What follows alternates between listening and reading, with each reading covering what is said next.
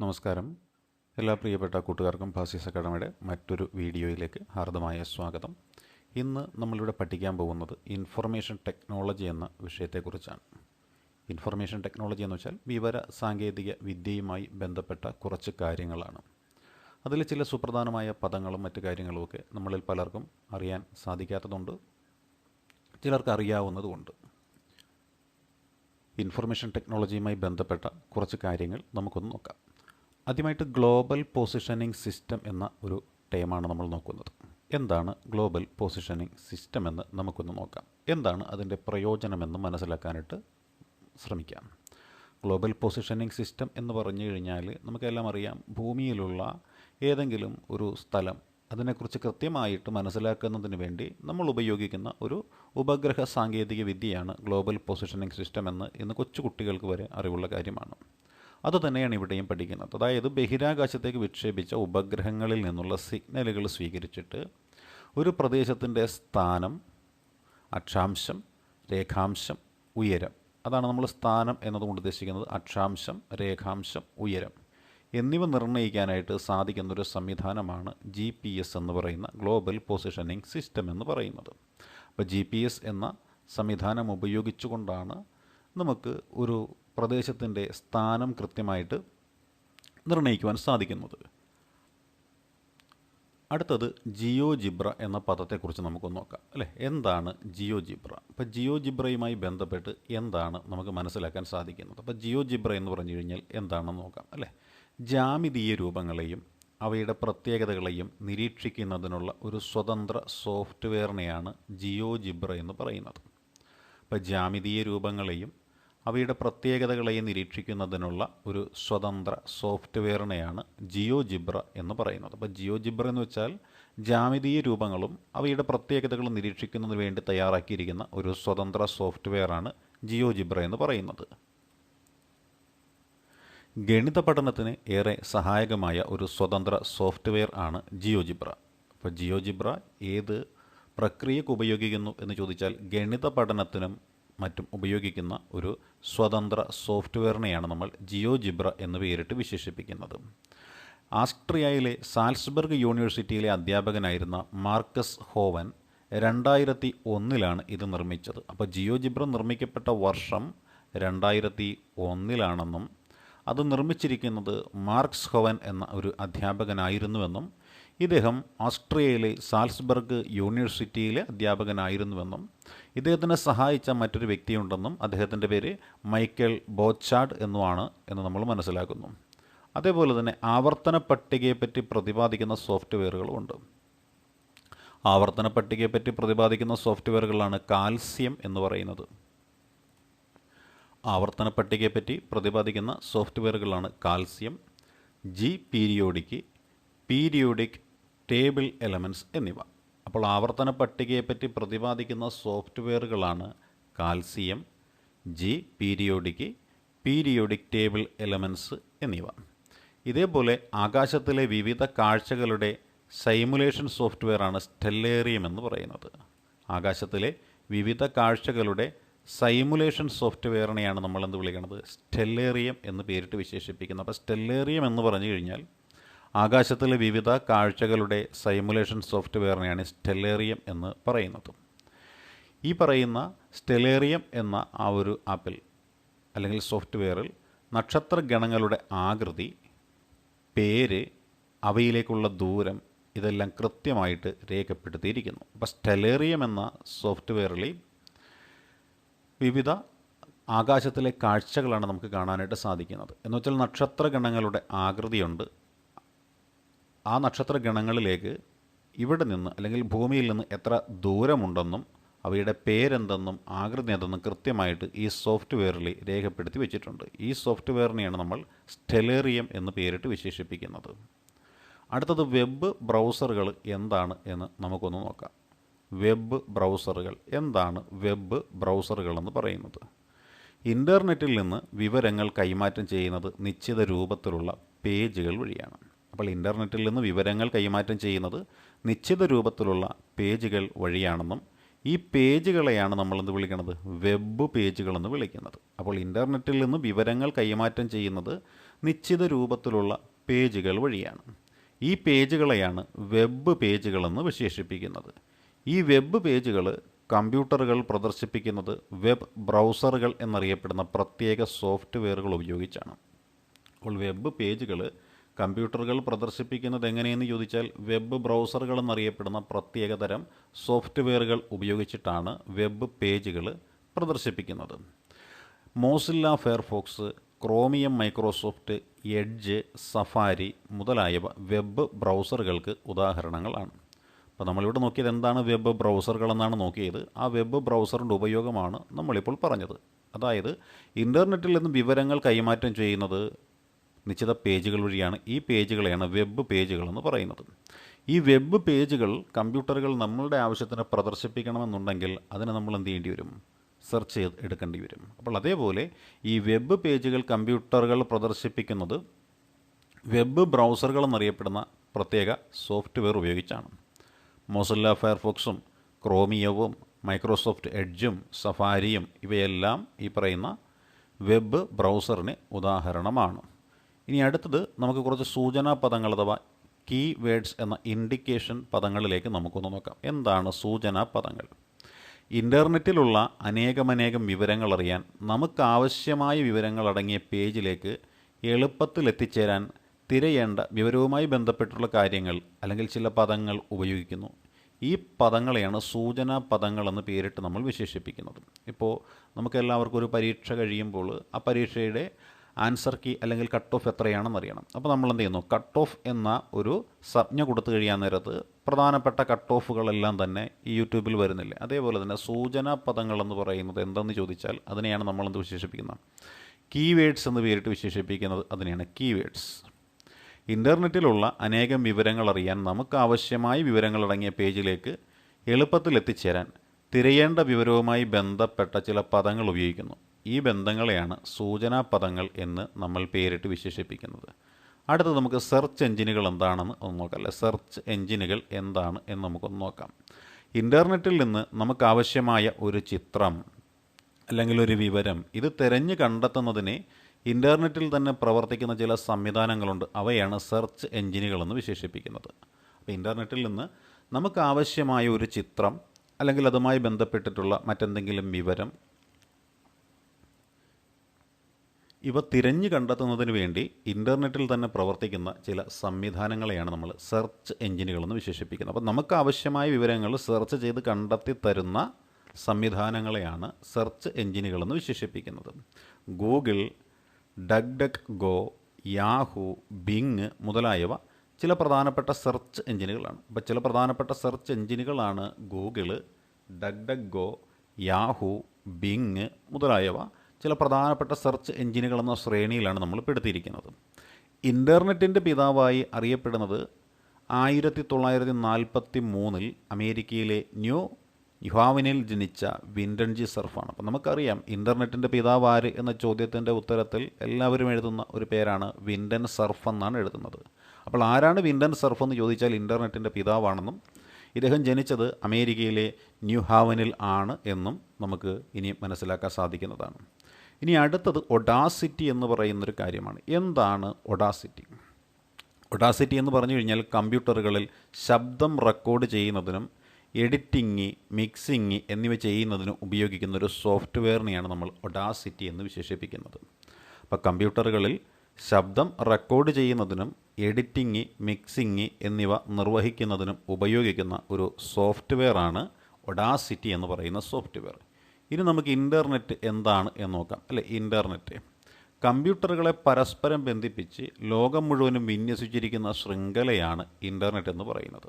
അപ്പോൾ കമ്പ്യൂട്ടറുകളെ പരസ്പരം ബന്ധിപ്പിച്ച് ലോകം മുഴുവനും വിന്യസിച്ചിരിക്കുന്ന ശൃംഖലയെ ആണ് ഇൻ്റർനെറ്റ് എന്ന് പേരിട്ട് വിശേഷിപ്പിക്കുന്നത്.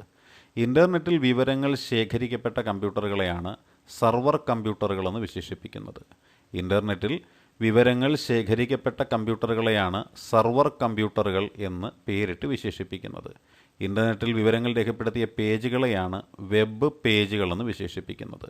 ഇൻ്റർനെറ്റിൽ വിവരങ്ങൾ രേഖപ്പെടുത്തിയ പേജുകളെയാണ് വെബ് പേജുകളെന്ന് പറയുന്നത്.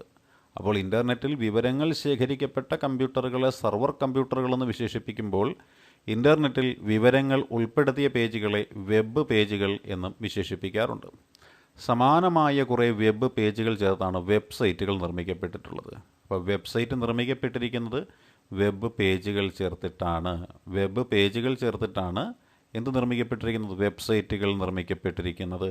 ഇൻ്റർനെറ്റിൽ വിവരങ്ങൾ ഉൾപ്പെടുത്തുന്ന അല്ലെങ്കിൽ ഇൻ്റർനെറ്റിൽ വിവരങ്ങൾ ശേഖരിക്കപ്പെട്ട കമ്പ്യൂട്ടറുകൾ നമ്മൾ സർവർ കമ്പ്യൂട്ടറുകളെന്ന് വിശേഷിപ്പിക്കുന്നു. അതേപോലെ ഇൻ്റർനെറ്റിൽ വിവരങ്ങൾ ഉൾപ്പെടുത്തിയ പേജുകളെ വെബ് പേജുകളെന്ന് വിശേഷിപ്പിക്കുന്നു. ഇതേപോലെ വെബ് പേജുകൾ ചേർത്ത് നിർമ്മിക്കപ്പെടുന്നതിനെ വെബ് സൈറ്റുകളെന്നും നമ്മൾ പറയാറുണ്ട്, അല്ലേ? ഇതിനെ നമ്മൾ നോക്കിക്കഴിഞ്ഞാൽ ഇവ ബ്രൗസർ സോഫ്റ്റ്വെയറുകളുടെ സഹായത്തോടെയാണ് നമ്മൾ കാണുന്നത്, അല്ലേ? ബ്രൗസർ സോഫ്റ്റ്വെയറുകളുടെ സഹായത്തോടു കൂടിയിട്ടാണ് നമുക്ക് ഈ വെബ്സൈറ്റുകളും അല്ലെങ്കിൽ വെബ് പേജുകളുമൊക്കെ കാണുവാനായിട്ട് സാധിക്കുന്നത്.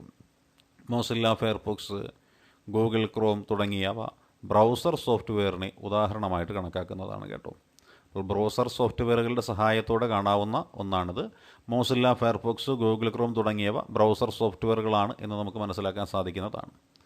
ഇനിയോ, വിവരങ്ങൾ ശേഖരിക്കുന്നതിനുള്ള വെബ്സൈറ്റുകൾക്ക് പുറമെ വിവരങ്ങൾ തിരയുന്നതിനുള്ള ധാരാളം വെബ്സൈറ്റുകൾ ഇൻ്റർനെറ്റിൽ നമുക്ക് കാണാം, അല്ലേ? വിവരങ്ങൾ ശേഖരിക്കുന്നതിനുള്ള വെബ്സൈറ്റുകൾക്ക് പുറമെ വിവരങ്ങൾ തിരയുന്നതിനുള്ള ധാരാളം വെബ്സൈറ്റുകളും ഇൻ്റർനെറ്റിലുണ്ട്. ഇത്തരം വെബ്സൈറ്റുകളെ സെർച്ച് എഞ്ചിനുകളെന്നാണ് വിശേഷിപ്പിക്കുന്നത്. അപ്പോൾ വിവരങ്ങൾ ശേഖരിക്കുന്നത് നമ്മൾ പറഞ്ഞതാണ് സർവർ കമ്പ്യൂട്ടറുകളെന്ന് പറയുന്നു. ഇത്തരത്തിലുള്ള വിവരങ്ങൾ ഉൾപ്പെടുത്തുന്ന പേജുകളെ വെബ് പേജുകളെന്ന് പറഞ്ഞു. ഇത്തരത്തിൽ വെബ് പേജുകൾ ചേർന്ന് നിർമ്മിക്കുന്നതിന് വെബ്സൈറ്റ് എന്ന് പറഞ്ഞു. വെബ്സൈറ്റുകളെന്ന് പറയുന്നത് നമ്മൾ കാണുന്നത് മോസില്ല ഫയർഫോക്സ്, ഗൂഗിൾ ക്രോം തുടങ്ങിയവ ഏതാണ് ഇത്തരത്തിലുള്ള ബ്രൗസർ സോഫ്റ്റ്വെയറുകളാണെന്നും പറഞ്ഞു. ഈ വിവരങ്ങൾ ശേഖരിക്കുന്നതിനുള്ള വെബ്സൈറ്റുകൾക്ക് പുറമെ വിവരങ്ങൾ തിരയുന്നതിനുള്ള ധാരാളം വെബ്സൈറ്റുകൾ ഇൻ്റർനെറ്റിലുണ്ട്. ഇത്തരം വെബ്സൈറ്റുകൾ സെർച്ച് എഞ്ചിനുകളെന്നാണ് വിശേഷിപ്പിക്കപ്പെടുന്നത്. ഈ സെർച്ച് എഞ്ചിനുകൾ തുറക്കുമ്പോൾ ടൈപ്പ് ചെയ്യുന്നതിനായി കാണുന്ന ബോക്സാണ് സെർച്ച് ബോക്സ് എന്ന് പറയുന്നത്. സെർച്ച് എഞ്ചിനുകൾ തുറക്കുമ്പോൾ ടൈപ്പ് ചെയ്യുന്നതായി കാണുന്ന ബോക്സാണ് സെർച്ച് ബോക്സ് എന്ന് പേരിട്ട് വിശേഷിപ്പിക്കുന്നത്. അപ്പോൾ സെർച്ച് എഞ്ചിനുകൾ തുറക്കുമ്പോൾ ടൈപ്പ് ചെയ്യുന്നതിനായി കാണുന്ന ബോക്സ് എന്താണ്? സെർച്ച് ബോക്സ് എന്നാണ് പറയുന്നത്.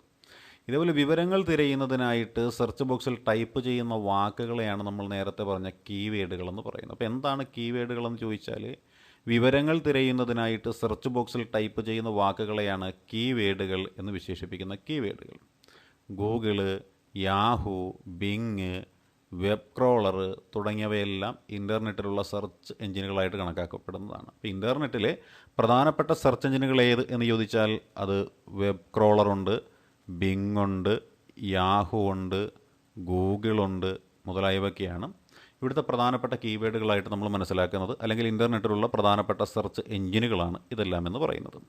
ഇതേപോലെ നമുക്കൊരു മലയാളം നിഘണ്ടു, അതായത് ഒരു ഡിക്ഷണറി ഇൻ്റർനെറ്റിൽ ലഭ്യമായിട്ടുണ്ട്. ഇതൊരു ഇംഗ്ലീഷ് മലയാളം നിഘണ്ടുവാണ്. ഇംഗ്ലീഷ് മലയാളം നിഘണ്ടു എന്ന് പറഞ്ഞു കഴിഞ്ഞാൽ ഇംഗ്ലീഷിലും മലയാളത്തിലും സമാനമായ പദങ്ങളുടെ അർത്ഥവും അതിൻ്റെ മിക്കമായ വിവരങ്ങളും എല്ലാമുള്ള ഒരു കൃതി, അതിനെയാണ് നമ്മൾ നിഘണ്ടു എന്ന് വിശേഷിപ്പിക്കുന്നത്. ഇൻ്റർനെറ്റിൽ ലഭ്യമായ ഒരു ഇംഗ്ലീഷ് മലയാളം നിഘണ്ടുവിൻ്റെ പേരാണ് ഓളം എന്ന് പറയുന്നത്. ഇനി നമുക്ക് അടുത്തൊരു പദപ്രയോഗം വെച്ചാൽ സ്പ്രെഡ് ഷീറ്റാണ് കൊടുത്തിരിക്കുന്നത്. എന്താണ് സ്പ്രെഡ് ഷീറ്റ് എന്ന് നമുക്കൊന്ന് നോക്കാം, അല്ലേ? സ്പ്രെഡ് ഷീറ്റ് എന്ന് പറഞ്ഞു കഴിഞ്ഞാൽ എന്താണ്? വിവരങ്ങളെ പട്ടികപ്പെടുത്തണം, അല്ലേ? വിവരങ്ങളെ പട്ടികപ്പെടുത്താനും വിശകലനം ചെയ്യാനും സഹായിക്കുന്ന സോഫ്റ്റ്വെയറുകളെയാണ് സ്പ്രെഡ്ഷീറ്റ് സോഫ്റ്റ്വെയറുകളെന്ന് വിശേഷിപ്പിക്കുന്നത്. അപ്പോൾ വിവരങ്ങളെ പട്ടികയാക്കുവാനും വിശകലനം ചെയ്യുവാനും സഹായിക്കുന്ന സോഫ്റ്റ്വെയറുകളെയാണ് സ്പ്രെഡ് ഷീറ്റ് സോഫ്റ്റ്വെയറുകൾ എന്ന പേരിട്ട് വിശേഷിപ്പിക്കാറുള്ളത്. അതാണ് സോഫ്റ്റ്വെയറുകൾ. അല്ലെങ്കിൽ സ്പ്രെഡ് ഷീറ്റ് സോഫ്റ്റ്വെയർ എന്ന് പറഞ്ഞു കഴിഞ്ഞാൽ എന്ത് എന്ന് ചോദിച്ചാൽ വിവരങ്ങളെ പട്ടികപ്പെടുത്താനും വിശകലനം ചെയ്യാനും സഹായിക്കുന്ന സോഫ്റ്റ്വെയറുകളെയാണ് സ്പ്രെഡ് ഷീറ്റ് സോഫ്റ്റ്വെയറുകളെന്ന് വിശേഷിപ്പിക്കുന്നത്. നമ്മുടെ കമ്പ്യൂട്ടറിൽ ലഭ്യമായ ഒരു സ്പ്രെഡ് ഷീറ്റ് സോഫ്റ്റ്വെയറിന് ഉദാഹരണമായിട്ട് നമുക്ക് പറയാൻ പറ്റുന്നതാണ് ലിബർ ഓഫീസ് കാൽക്ക് എന്ന് പറയുന്നത്. അപ്പോൾ നമ്മുടെ കമ്പ്യൂട്ടറിൽ ലഭ്യമായിട്ടുള്ളൊരു സ്പ്രെഡ്ഷീറ്റ് സോഫ്റ്റ്വെയറിൻ്റെ പേര് എന്തെന്ന് ചോദിച്ചാൽ അതിൻ്റെ പേരാണ് ലിബർ ഓഫീസ് കാൽക്ക് എന്നത്. നമ്മുടെ കമ്പ്യൂട്ടറിൽ ലഭ്യമായ ഒരു സ്പ്രെഡ് ഷീറ്റ് സോഫ്റ്റ്വെയർ ആണ്. ഇതുകൂടാതെ മൈക്രോസോഫ്റ്റ് എക്സൽ, ന്യൂമെറിക് എന്നിവ സ്പ്രെഡ് ഷീറ്റ് സോഫ്റ്റ്വെയറുകൾക്ക് ഉദാഹരണമാണ്. അപ്പോൾ നമ്മുടെ കമ്പ്യൂട്ടറിൽ ലഭ്യമായ ഒരു സ്പ്രെഡ് ഷീറ്റ് സോഫ്റ്റ്വെയറിൻ്റെ ഉദാഹരണമാണ് ലിബർ ഓഫീസ് കാൽക്ക് എന്ന് പറയുന്നത്. ഇതുകൂടാതെ മൈക്രോസോഫ്റ്റ് എക്സൽ ഉണ്ട്, ന്യൂമെറിക് ഉണ്ട്. ഇവയെല്ലാം സ്പ്രെഡ് ഷീറ്റ് സോഫ്റ്റ്വെയറുകൾക്ക് ഉദാഹരണമാണ്. അപ്പോൾ സ്പ്രെഡ് ഷീറ്റ് എന്തെന്ന് ചോദിച്ചാൽ വിവരങ്ങളെ പട്ടികപ്പെടുത്താനും വിശകലനം ചെയ്യാൻ സഹായിക്കുന്ന സോഫ്റ്റ്വെയറുകൾ എന്ന രീതിയിലാണ് സ്പ്രെഡ്ഷീറ്റ് സോഫ്റ്റ്വെയറുകളെ കണ്ടെത്തിയിരിക്കുന്നത്. നമുക്ക് നമ്മുടെ കമ്പ്യൂട്ടറിൽ ലഭ്യമായിട്ടുള്ള ഒരു സ്പ്രെഡ്ഷീറ്റ് സോഫ്റ്റ്വെയറുടെ ഉദാഹരണമാണ് ലിബർ ഓഫീസ് കാൽക്ക് എന്നത്. ഇതുകൂടാതെ മൈക്രോസോഫ്റ്റ് എക്സൽ ഉണ്ട്, ന്യൂമറിക് ഉണ്ട്. ഇവയെല്ലാം സ്പ്രെഡ്ഷീറ്റ് സോഫ്റ്റ്വെയറിന് ഉദാഹരണമായി കണക്കാക്കാവുന്നതാണ്. ഈ പേഴ്സണൽ കമ്പ്യൂട്ടറുകൾക്ക് വേണ്ടി തയ്യാറാക്കിയ ആദ്യത്തെ സ്പ്രെഡ്ഷീറ്റ് പ്രോഗ്രാം എന്ന് പറയുന്നത് വിസി കാൽക്കാണ്. വിസി കാൽക്ക് പേഴ്സണൽ കമ്പ്യൂട്ടറുകൾക്ക് വേണ്ടി തയ്യാറാക്കിയ ആദ്യത്തെ സ്പ്രെഡ്ഷീറ്റ് പ്രോഗ്രാം എന്ന് പറയുന്നത് വിസി കാൽക്കാണ്. 1979 ഇതിൻ്റെ ഒന്നാമത്തെ പതിപ്പ് പുറത്തിറങ്ങിയത്. അപ്പോൾ വിസി കാൽക്കിൻ്റെ ഒന്നാം പതിപ്പ് പുറത്തിറങ്ങിയ വർഷമാണ് 1979. വിസിബിൾ കാൽക്കുലേറ്റർ എന്നതിൻ്റെ ചുരുക്കപ്പേരാണ് വിസി കാൽക്ക് എന്ന് പറയുന്നത്. അപ്പോൾ വിസി കാൽക്കിൻ്റെ പൂർണ്ണരൂപം എന്ത് എന്ന് ചോദിച്ചാൽ വിസിബിൾ കാൽക്കുലേറ്റർ എന്നാണെന്നും വിസിബിൾ കാൽക്കുലേറ്ററിൻ്റെ ചുരുക്കപ്പേരെന്താണെന്ന് ചോദിച്ചാൽ അത് വിസി കാൽക്ക് എന്ന് നമുക്ക് പറയാനായിട്ട് സാധിക്കും. ഇത് വികസിപ്പിച്ചെടുത്തത് രണ്ട് വ്യക്തികൾ ചേർന്നിട്ടാണ്. ഒരാളുടെ പേരാണ് ബോബ് ഫ്രാങ്ക്സ്റ്റൺ എന്ന് പറയും. ബോബ് ഫ്രാങ്ക്സ്റ്റൺ. അപ്പോൾ ബോബ് ഫ്രാങ്ക്സ്റ്റണും ഡാൻ ബ്രിക്സിനും ചേർന്ന് തയ്യാറാക്കിയതാണ് വിസിബിൾ കാൽക്കുലേറ്റർ അഥവാ വിസി കാൽക്ക് എന്ന് പറയുന്നത്. അപ്പോൾ വിസി കാൽക്ക് തയ്യാറാക്കിയത് ആര് എന്ന് ചോദിച്ചാൽ ഡാൻ ബ്രിക്സിനും ബോബ് ഫ്രാങ്ക്സ്റ്റണും കൂടി ചേർന്നിട്ടാണ് വിസി കാൽക്ക് അഥവാ വിസിബിൾ കാൽക്കുലേറ്റർ തയ്യാറാക്കിയിരിക്കുന്നത്. ഇനി അടുത്ത പോയിൻ്റ് പ്രസൻറ്റേഷൻ സോഫ്റ്റ്വെയർ ആണ്. എന്താണ് പ്രസൻറ്റേഷൻ സോഫ്റ്റ്വെയർ എന്ന് നമുക്കൊന്ന് നോക്കാം. പ്രസൻറ്റേഷൻ സോഫ്റ്റ്വെയർ എന്താണ്? LibreOffice Impress, Calligraph Stage, MagicPoint, Microsoft PowerPoint എന്നിവ പ്രസൻറ്റേഷൻ സോഫ്റ്റ്വെയറുകൾക്ക് ഉദാഹരണമായിട്ട് കണക്കാക്കാവുന്നതാണ്. അപ്പോൾ LibreOffice Impress, Calligraph Stage, MagicPoint, Microsoft PowerPoint എന്നിവ പ്രസൻറ്റേഷൻ സോഫ്റ്റ്വെയറുകൾക്ക് ഉദാഹരണമായിട്ട് നമുക്ക് പറയാൻ പറ്റുന്നതാണ്. ഈ പ്രസൻറ്റേഷൻ സോഫ്റ്റ്വെയറിൽ സ്ലൈഡ് എന്നറിയപ്പെടുന്ന പേജുകളിലാണ് വിവരങ്ങൾ അവതരണത്തിനായിട്ട് ഒരുക്കി വച്ചിരിക്കുന്നത്. ഈ പ്രസൻറ്റേഷൻ സോഫ്റ്റ്വെയറിലെ സ്ലൈഡ് എന്നറിയപ്പെടുന്ന പേജുകളിലാണ് വിവരങ്ങൾ അവതരണത്തിനായി ഒരുക്കി വച്ചിരിക്കുന്നത്. സ്ക്രീനിൽ ഒരു സമയം പ്രത്യക്ഷപ്പെടേണ്ട വിവരങ്ങളെല്ലാം ക്രമീകരിച്ചതാണ് ഒരു സ്ലൈഡ് എന്ന് പറയുന്നത്. അപ്പോൾ സ്ക്രീനിൽ ഒരു സമയം പ്രത്യക്ഷപ്പെടേണ്ട വിവരങ്ങളെല്ലാം ക്രമീകരിച്ചതാണ് ഒരു സ്ലൈഡ് എന്ന് പറയുന്നത്. അച്ചുകൂടം ഉപയോഗിക്കാൻ പഠിച്ച ആദ്യത്തെ ഇംഗ്ലീഷുകാരനാരാണ്? വില്യം കാക്സ്റ്റൺ ആണ്. William Caxton. ഇപ്പോൾ സ്ക്രീനിൽ ഒരേ സമയം പ്രത്യക്ഷപ്പെടേണ്ട വിവരങ്ങളെല്ലാം ക്രമീകരിക്കുന്നതിനാണ് നമ്മൾ സ്ലൈഡ് എന്ന് പറയുന്നത്. ഈ സ്ലൈഡ് അതിനെക്കുറിച്ച് നമ്മൾ പറഞ്ഞു കഴിഞ്ഞാൽ ഈ അച്ചുകൂടം ഉപയോഗിച്ചാണ് മുമ്പൊക്കെ സ്ലൈഡുകൾ തയ്യാറാക്കിയിരുന്നത്, കമ്പ്യൂട്ടറൊക്കെ വരുന്നതിന് മുൻപ്. അപ്പോൾ അതിനെക്കുറിച്ച് നമുക്ക് ജസ്റ്റ് ഒന്ന് പറഞ്ഞു പോകാം അല്ലേ. അച്ചുകൂടം ഉപയോഗിക്കാൻ പഠിച്ച ആദ്യത്തെ ഇംഗ്ലീഷുകാരൻ്റെ പേര് വില്യം കാക്സ്റ്റൺ ആണ്. വില്യം കാക്സ്റ്റൺ 1473 യൂറോപ്പിൽ വെച്ചിട്ടാണ് ഇത് അച്ചടിക്കപ്പെട്ടിട്ടുള്ളത് കേട്ടോ. അച്ചടിക്കപ്പെട്ടിട്ടുള്ളത് 1473 യൂറോപ്പിൽ വെച്ചിട്ടാണ് അത് അച്ചടിക്കപ്പെട്ടത്. റൗൾ ലുഫേവ് എന്നയാൾ ഫ്രഞ്ച് ഭാഷയിൽ ട്രോജൻ യുദ്ധത്തേക്ക് എഴുതിയ കഥകളുടെ സമാഹാരമാണ് ഈ പുസ്തകമെന്ന് പറയുന്നത് അല്ലേ. അതായത് റൗൾ ലുഫേവ് എന്ന് പറയുന്ന ഒരു വ്യക്തി ഫ്രഞ്ച് ഭാഷയിൽ ട്രോജൻ യുദ്ധത്തേക്ക് എഴുതിയ കഥകളുടെ ഒരു സമാഹാരമായിരുന്നു 1473 അച്ചടിക്കപ്പെട്ട ആദ്യ പുസ്തകമെന്ന് പറയുന്നത്. ഇപ്പോൾ തെറ്റില്ലാതെയും വേഗത്തിലും ടൈപ്പ് ചെയ്യാൻ വേണ്ടിയിട്ട് സഹായിക്കുന്നതിനുള്ള സോഫ്റ്റ്വെയറുകളാണ് കേടച്ച്, ടക്സ്, ടൈപ്പിംഗ് മുതലായ സോഫ്റ്റ്വെയറുകളെന്ന് പറയുന്നത്. മുൻകാലങ്ങളിൽ കല്ലച്ചിൽ വെച്ച് അച്ചടിച്ചിരുന്ന സ്ഥാനത്ത് ഇപ്പോൾ അതിൻ്റെ ആവശ്യമില്ല. തെറ്റില്ലാതെയും വേഗത്തിലും ടൈപ്പ് ചെയ്യുവാനായിട്ട് നമ്മളെ സഹായിക്കുന്നതിന് സോഫ്റ്റ്വെയറുകൾ ധാരാളം വന്നിട്ടുണ്ടല്ലേ. കേടച്ച്, അതുപോലെ ടക്സ്, ടൈപ്പിംഗ് മുതലായ സോഫ്റ്റ്വെയറുകൾ ഇന്ന് നമുക്ക് പരിചിതമാണ്. കമ്പ്യൂട്ടറിലേക്ക് ഇൻപുട്ട് ചെയ്യപ്പെട്ട അക്ഷരത്തിലുള്ള വിവരത്തിനെയാണ് നമ്മൾ ടെക്സ്റ്റ് എന്ന് പറയുന്നത്. അപ്പോൾ കമ്പ്യൂട്ടറിലേക്ക് ഇൻപുട്ട് ചെയ്യപ്പെട്ട അക്ഷരത്തിലുള്ള വിവരത്തിനെയാണ് നമ്മൾ ടെക്സ്റ്റ് എന്ന് സാങ്കേതികമായിട്ട് പറയുന്നത്. അപ്പോൾ എന്താണ് ടെക്സ്റ്റ് എന്ന് ചോദിച്ചാൽ കമ്പ്യൂട്ടറിലേക്ക് ഇൻപുട്ട് ചെയ്യപ്പെട്ട അക്ഷരത്തിലുള്ള വിവരത്തിനെയാണ് ടെക്സ്റ്റ് എന്ന് സാങ്കേതികമായിട്ട് പറയുന്നത്. ഈ ടെക്സ്റ്റ് ഇൻപുട്ട് ചെയ്യാനുള്ള പ്രധാന ഉപകരണം ഏത് എന്ന് ചോദിച്ചാൽ അതാണ് കീബോർഡ് എന്ന് പറയുന്നത്. അപ്പോൾ ടെക്സ്റ്റ് ഇൻപുട്ട് ചെയ്യാനുള്ള പ്രധാന ഉപകരണമാണ് കീബോർഡ്. കമ്പ്യൂട്ടറിലേക്ക് ഇൻപുട്ട് ചെയ്യപ്പെട്ട അക്ഷരത്തിലുള്ള വിവരത്തിനെയാണ് ടെക്സ്റ്റ് എന്ന് പേരിട്ട് വിശേഷിപ്പിക്കുന്നത്. ഇനി നമുക്ക് നോക്കാം പ്രധാനപ്പെട്ട വേഡ് പ്രോസസ് സോഫ്റ്റ്വെയറുകൾ ഏത് എന്ന് നോക്കാം അല്ലേ. പ്രധാനപ്പെട്ട വേഡ് പ്രോസസ്സിംഗ് സോഫ്റ്റ്വെയറുകൾ ഏതെല്ലാമെന്ന് നമുക്കൊന്ന് നോക്കാം. അതിലൊന്നാണ് ലിബർ ഓഫീസ് റൈറ്റർ എന്ന് പറയുന്നത്. അപ്പോൾ ലിബർ ഓഫീസ് റൈറ്റർ എന്ന് പറയുന്നത് എന്താണ്? ദ ഡോക്യുമെൻ്റ് ഫൗണ്ടേഷൻ, അതാണ് ലിബർ ഓഫീസ് റൈറ്റർ അല്ലേ. മൈക്രോസോഫ്റ്റ് വേഡ്, മൈക്രോസോഫ്റ്റ് കോർപ്പറേഷനാണ് അത് വികസിപ്പിച്ചെടുത്തിരിക്കുന്നത്. പ്രധാനപ്പെട്ട വേഡ് പ്രോസസ്സിംഗ് സോഫ്റ്റ്വെയറുകൾ ഒന്നാമത്തേത് നമ്മൾ പറഞ്ഞത് ലിബർ ഓഫീസ് റൈറ്റർ എന്നാണ്. ദ ഡോക്യുമെൻ്റ് ഫൗണ്ടേഷനാണ് ഇതിൻ്റെ ആളുകൾ രണ്ടാമത്തേത് മൈക്രോസോഫ്റ്റ് വേഡാണ്. മൈക്രോസോഫ്റ്റ് കോർപ്പറേഷനാണ് ഈ പറയുന്ന മൈക്രോസോഫ്റ്റ് വേഡിൻ്റെ നിർമ്മാണവുമായി മുന്നോട്ട് വന്നിട്ടുള്ള ആളുകളെന്ന് പറയുന്നത്. മൂന്നാമത്തെ സോഫ്റ്റ്വെയർ അല്ലേ, മൂന്നാമത്തെ സോഫ്റ്റ്വെയർ എന്ന് പറയുമ്പോൾ അതാണ് അപ്പാച്ചെ ഓപ്പൺ ഓഫീസ് റൈറ്റർ എന്ന് പറയുന്നത്. അപ്പാച്ചെ ഓപ്പൺ ഓഫീസ് റൈറ്റർ ഇതുമായി മുന്നോട്ട് വന്നത് ആരാണ്? അപ്പാച്ചെ സോഫ്റ്റ്വെയർ ഫൗണ്ടേഷനാണ് ഈ പറയുന്ന അപ്പാച്ചെ ഓപ്പൺ ഓഫീസ് റൈറ്ററുമായി ബന്ധപ്പെട്ട് വന്നിട്ടുള്ളത്. ഇനി അടുത്ത സോഫ്റ്റ്വെയർ ഏതെന്ന് ചോദിച്ചാൽ അതാണ് അബിവേൾഡ് എന്ന് പറയുന്നതാണ് അല്ലേ. എബിസോഴ്സ് പ്രൊജക്റ്റിൻ്റെ എബിവേൾഡ് എന്ന് പറയുന്നതാണ് അടുത്ത ഒരു വേഡ് പ്രോസസ്സിംഗ് സോഫ്റ്റ്വെയർ എന്ന രീതിയിൽ നമുക്ക് മനസ്സിലാക്കുവാനും പഠിക്കാനുമായിട്ടുള്ളത്.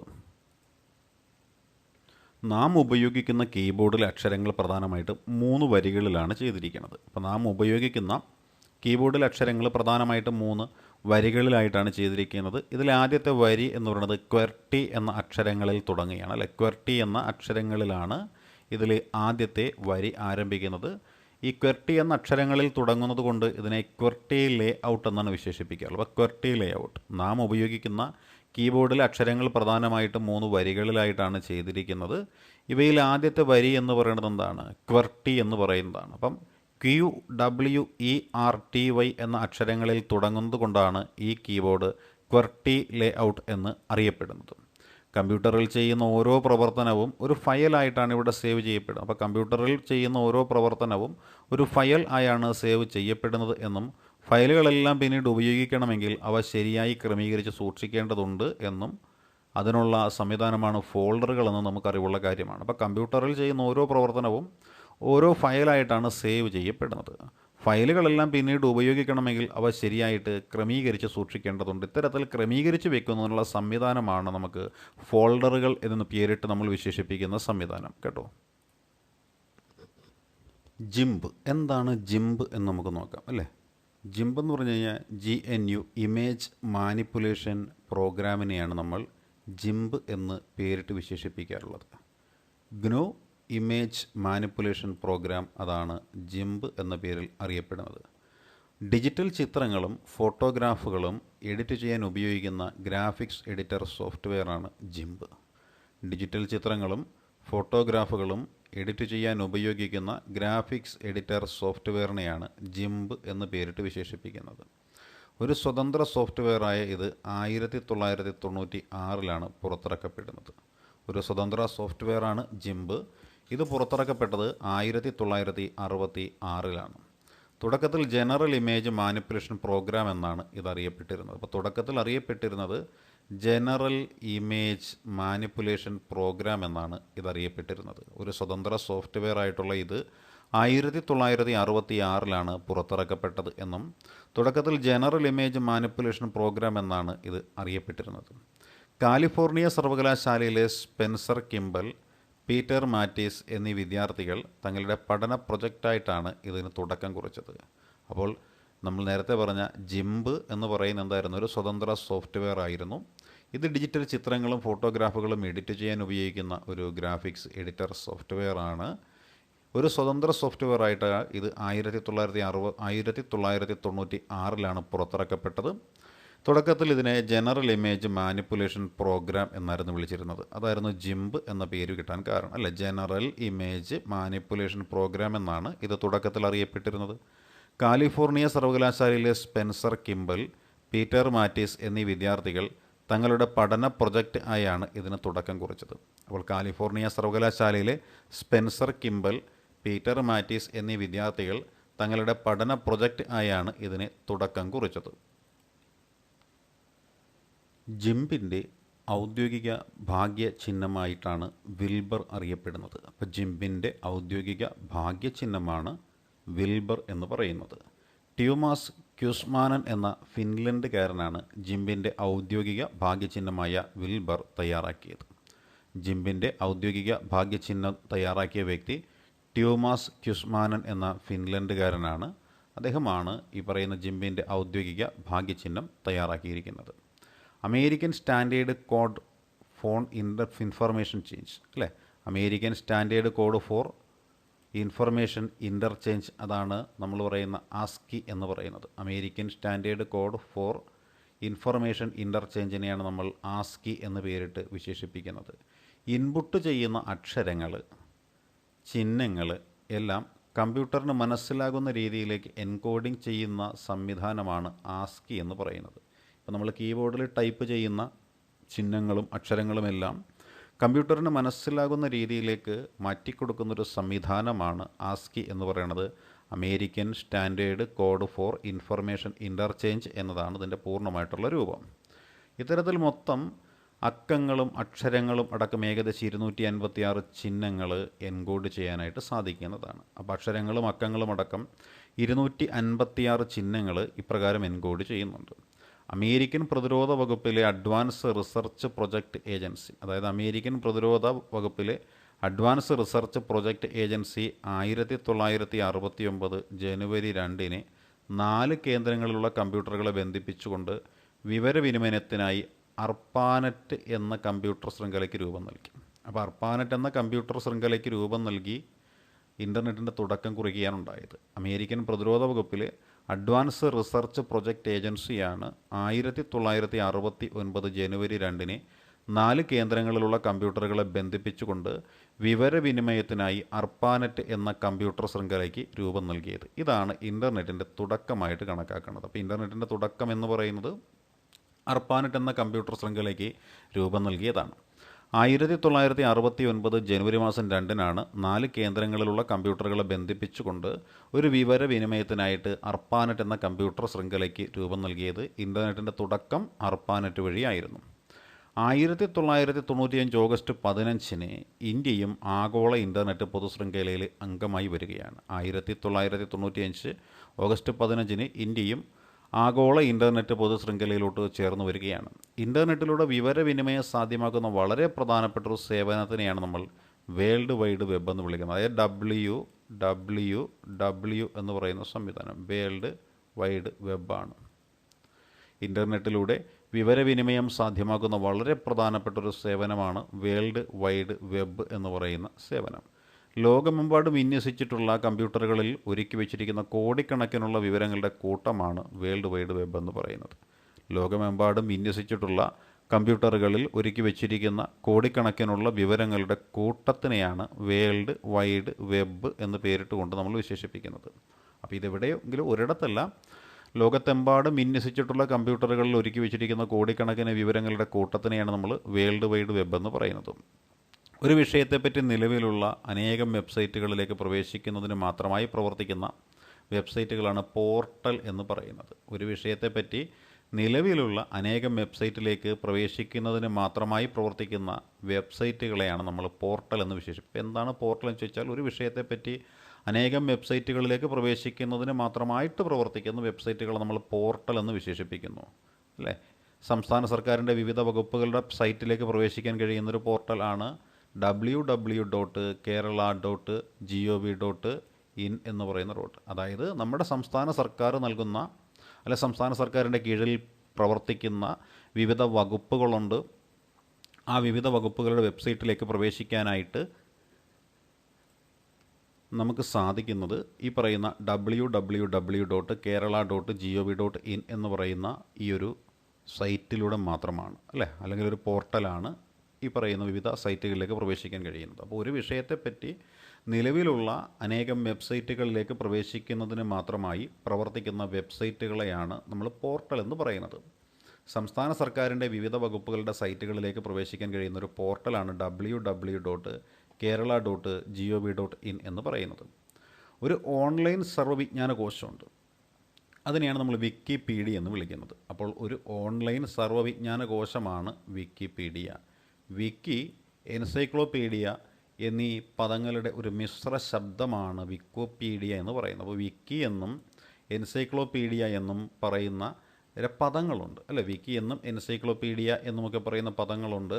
ആ പദങ്ങളുടെ അല്ലെങ്കിൽ ഒരു മിശ്ര ശബ്ദമുണ്ട്, അതിൻ്റെ പേരാണ് വിക്കിപീഡിയ എന്ന് പറയുന്നത്. അപ്പോൾ വിക്കിപീഡിയ എന്ന് വെച്ചാൽ എന്താണ്? വിക്കി എന്നും എൻസൈക്ലോപീഡിയ എന്നും പറയുന്ന പദങ്ങളുടെ മിശ്ര ശബ്ദരൂപത്തിനെയാണ് നമ്മൾ വിക്കിപീഡിയ എന്ന് പേരിട്ടുകൊണ്ട് വിശേഷിപ്പിക്കുന്നത്. എല്ലാ ഭാഷകളിലും സ്വതന്ത്രവും സമ്പൂർണവുമായ വിജ്ഞാനകോശം നിർമ്മിക്കാനുള്ളൊരു കൂട്ടായ സംരംഭം, അല്ലേ? എല്ലാ ഭാഷകളിലും സ്വതന്ത്രവും സമ്പൂർണവുമായ ഒരു വിജ്ഞാനകോശം നിർമ്മിക്കുന്നതിനുള്ളൊരു കൂട്ടായ്മയായിട്ടാണ് ഇത് കണക്കാക്കപ്പെടുന്നത്. വിക്കിപീഡിയയുടെ ഉള്ളടക്കം എന്ന് പറയുന്നത് എപ്പോഴും സ്വതന്ത്രവും അതേപോലെ സൗജന്യവുമായിരിക്കും. വിക്കിപീഡിയയുടെ ഉള്ളടക്കം എന്ന് പറയുന്നത് എപ്പോഴും സ്വതന്ത്രവും സൗജന്യവുമായിരിക്കും. വാർഡ് കണ്ണിങ്ഹാം എന്നൊരു വ്യക്തിയുണ്ട് അല്ലേ. വാർഡ് കണ്ണിങ്ഹാം എന്ന അമേരിക്കക്കാരനാണ് വിക്കി എന്ന ആശയത്തിന് അല്ലെങ്കിൽ വിക്കി എന്ന സോഫ്റ്റ്വെയറിന് തുടക്കമിട്ടത്. അപ്പോൾ വിക്കി എന്ന ആശയത്തിന് അല്ലെങ്കിൽ വിക്കി എന്ന സോഫ്റ്റ്വെയറിന് തുടക്കമിട്ട വ്യക്തി ആരെന്ന് ചോദിച്ചാൽ അദ്ദേഹത്തിൻ്റെ പേരാണ് വാർഡ് കണ്ണിങ്ഹാം എന്നാണ് ആ വ്യക്തിയുടെ പേര്. വാർഡ് കണ്ണിങ്ഹാം ആ വ്യക്തിയാണ്, അല്ലെങ്കിൽ അമേരിക്കക്കാരനായ ആ വ്യക്തിയാണ് ഈ പറയുന്ന വിക്കി എന്ന ആശയത്തിന് അല്ലെങ്കിൽ സോഫ്റ്റ്വെയറിന് തുടക്കമിട്ടത്. 1994 അദ്ദേഹം വികസിപ്പിച്ചെടുത്തത് വിക്കി വെബ് എന്ന ഒരു സോഫ്റ്റ്വെയർ, അല്ലെങ്കിൽ വിക്കി വെബ് സോഫ്റ്റ്വെയർ ഉപയോഗിച്ച് 1995 മാർച്ച് 25 www.c2.com എന്ന വെബ്സൈറ്റ് സ്ഥാപിക്കാനുണ്ടായത്. 1994 അദ്ദേഹം വികസിപ്പിച്ചെടുത്ത വിക്കി വെബ് സോഫ്റ്റ്വെയർ ഉപയോഗിച്ച് 1995 മാർച്ച് 25 www.c2.com എന്ന വെബ്സൈറ്റ് സ്ഥാപിക്കപ്പെടുകയുണ്ടായി. ഏതൊരു ഉപയോക്താവിനും വിവരങ്ങൾ കൂട്ടിച്ചേർക്കാനും നീക്കം ചെയ്യാനും കൂട്ടിച്ചേർക്കാനും നീക്കം ചെയ്യാനും മാറ്റം വരുത്തുവാനുമുള്ള സ്വാതന്ത്ര്യവും സൗകര്യവും നൽകുന്ന വെബ്സൈറ്റുകളാണ് വിക്കി എന്ന വാക്കുകൊണ്ട് ഉദ്ദേശിക്കുന്നത്. അപ്പോൾ വിക്കി എന്ന വാക്കുകൊണ്ട് ഉദ്ദേശിക്കുന്ന എന്താണ്, അല്ലെങ്കിൽ വിക്കി എന്ന വാക്കുകൊണ്ട് ഉദ്ദേശിക്കുന്ന എന്താണ്? ഏതൊരു ഉപയോക്താവിനും വിവരങ്ങൾ കൂട്ടിച്ചേർക്കാനും നീക്കം ചെയ്യാനും മാറ്റം വരുത്താനുമുള്ള സ്വാതന്ത്ര്യവും സൗകര്യവും നൽകുന്ന വെബ്സൈറ്റുകളെയാണ് വിക്കി എന്ന വാക്കുകൊണ്ട് ഉദ്ദേശിക്കുന്നത്. ലോകത്തിലെ എല്ലാ അറിവുകളും ഓരോ വ്യക്തിക്കും സ്വതന്ത്രമായി ലഭ്യമാകുന്ന ഒരു സ്ഥിതിയെക്കുറിച്ച് ചിന്തിക്കൂ എന്നാണ് വിക്കിപീഡിയ ആഹ്വാനം ചെയ്യുന്നത്. അപ്പോൾ വിക്കിപീഡിയ എന്താണ് ആഹ്വാനം ചെയ്യുന്നത്? ലോകത്തിലെ എല്ലാ അറിവുകളും ഓരോ വ്യക്തിക്കും സ്വതന്ത്രമായി ലഭ്യമാകുന്ന ഒരു സ്ഥിതിയെക്കുറിച്ച് ചിന്തിക്കൂ എന്നാണ് വിക്കിപീഡിയ ആഹ്വാനം ചെയ്യുന്നത്. ജിമ്മി വെയിൽസ്, ലാറി സാങ്ങർ എന്നിവർ 2001 ജനുവരി 15 വിക്കിപീഡിയ പദ്ധതിക്ക് തുടക്കം കുറിച്ചത്. ജിമ്മി വെയിൽസ്, ലാറി സാങ്ങർ എന്നിവർ 2001 ജനുവരി 15 വിക്കിപീഡിയ എന്ന പദ്ധതിക്ക് തുടക്കം കുറിച്ചത്. 2015 കണക്കനുസരിച്ച് 280 പരം ഭാഷകൾ 280 പരം ഭാഷകൾ വിക്കിപീഡിയയുടെ പതിപ്പുകളുണ്ടെന്നാണ് പറയുന്നത്. 2015 കണക്കനുസരിച്ച് 280 പരം ഭാഷകളിൽ വിക്കിപീഡിയയുടെ പതിപ്പുകളുണ്ട്. മലയാളമടക്കം 20 ഇന്ത്യൻ ഭാഷകളിലും വിക്കിപീഡിയ പ്രവർത്തിക്കുന്നുണ്ട്.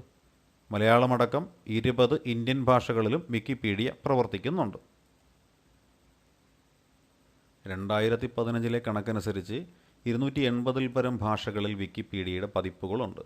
മലയാളമടക്കം 20 ഇന്ത്യൻ ഭാഷകളിലും വിക്കിപീഡിയ പ്രവർത്തിക്കുന്നുണ്ട്. അപ്പോൾ വിക്കിപീഡിയയുടെ പതിപ്പ് 280 പരം ഭാഷകളിൽ ഉണ്ട്. 2015 കണക്കനുസരിച്ചാണ്. ഇപ്പോൾ നോക്കിയാൽ ചിലപ്പോൾ ഒരു 400-ലധികം ഭാഷകളിൽ വിക്കിപീഡിയയുടെ പതിപ്പുകൾ നമുക്ക് കാണാൻ സാധിക്കും. 20ഓളം ഇന്ത്യൻ ഭാഷകളിലും വിക്കിപീഡിയ പ്രവർത്തിക്കുന്നുണ്ട്. വിക്കിപീഡിയ പോലുള്ള ചില സൈറ്റുകളിൽ ചില വാക്കുകൾ അടിവരയോടുകൂടി നീല നിറത്തിൽ അടയാളപ്പെടുത്തിയിരിക്കുന്നു.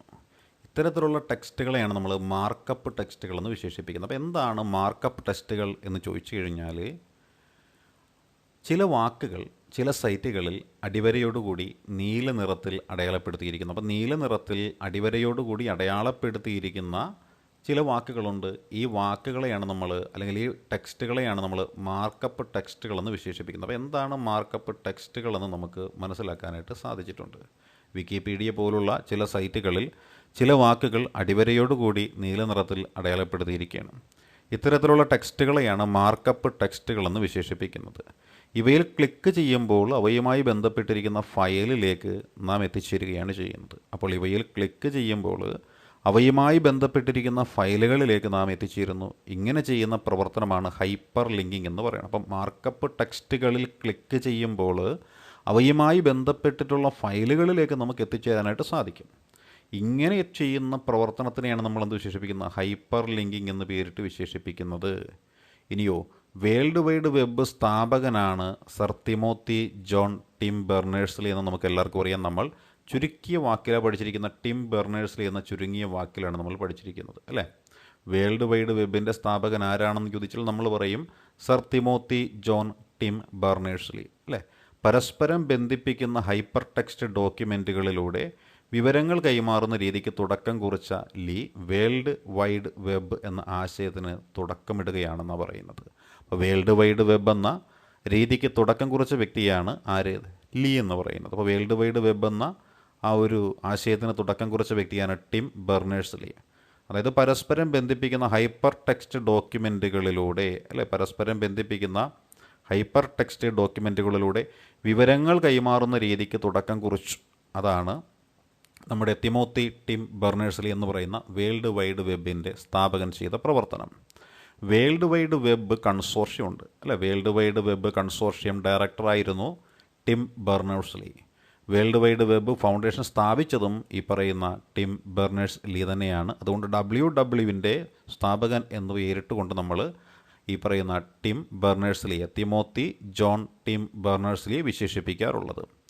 ഇനി നമുക്ക് നോക്കാം, മറ്റൊരു വിശേഷം കൂടി നോക്കാം ഇൻ്റർനെറ്റിലൂടെ ചിത്രങ്ങളും ശബ്ദങ്ങളുമെല്ലാം കൈകാര്യം ചെയ്യാനായിട്ട് ഇൻ്റർനെറ്റിലൂടെ ചിത്രങ്ങളും ശബ്ദങ്ങളും എല്ലാം കൈകാര്യം ചെയ്യാൻ സാധിക്കുന്നൊരു ഗ്രാഫിക്കൽ ബ്രൗസറുണ്ട്.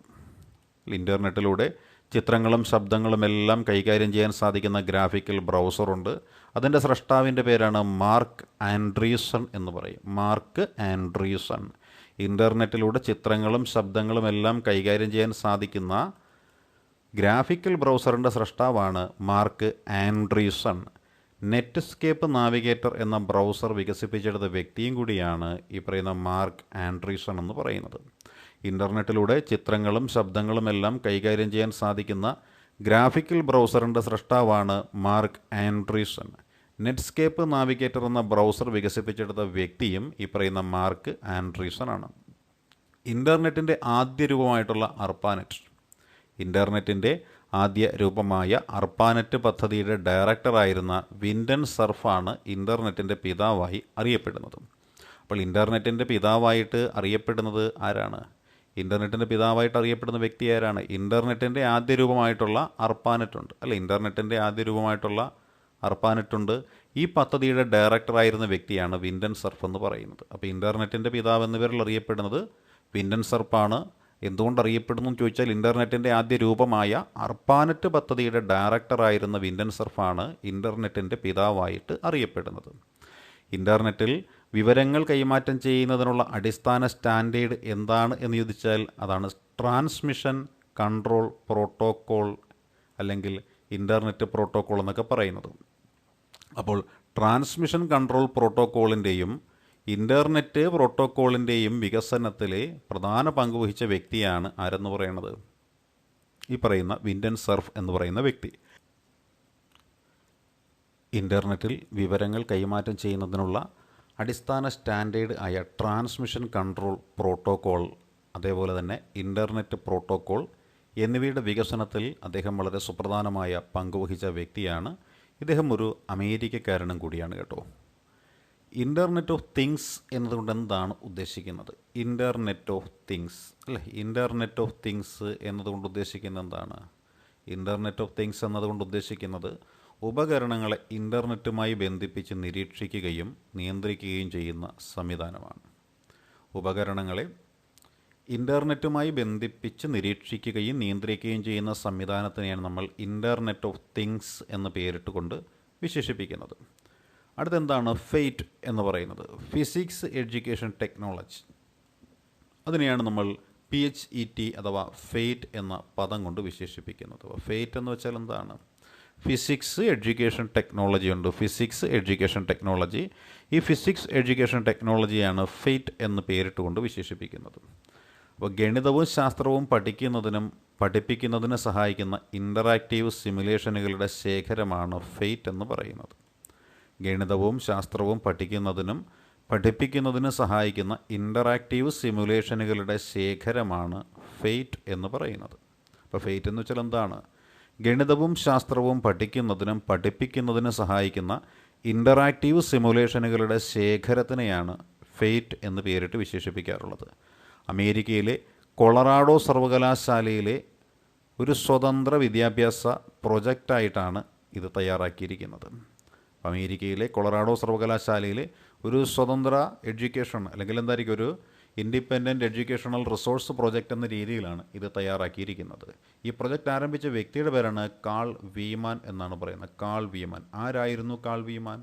2002 നോബൽ ജേതാവായിരുന്ന കാൾ വീമാൻ്റെ നേതൃത്വത്തിലാണ് ഈ പ്രൊജക്റ്റ് ആരംഭിച്ചിരിക്കുന്നത്. അപ്പോൾ അമേരിക്കയിലെ കൊളറാഡോ സർവകലാശാലയിലെ ഒരു സ്വതന്ത്ര വിദ്യാഭ്യാസ പ്രൊജക്റ്റ് എന്ന രീതിയിലാണ് ഇത് അറിയപ്പെടുന്നത്.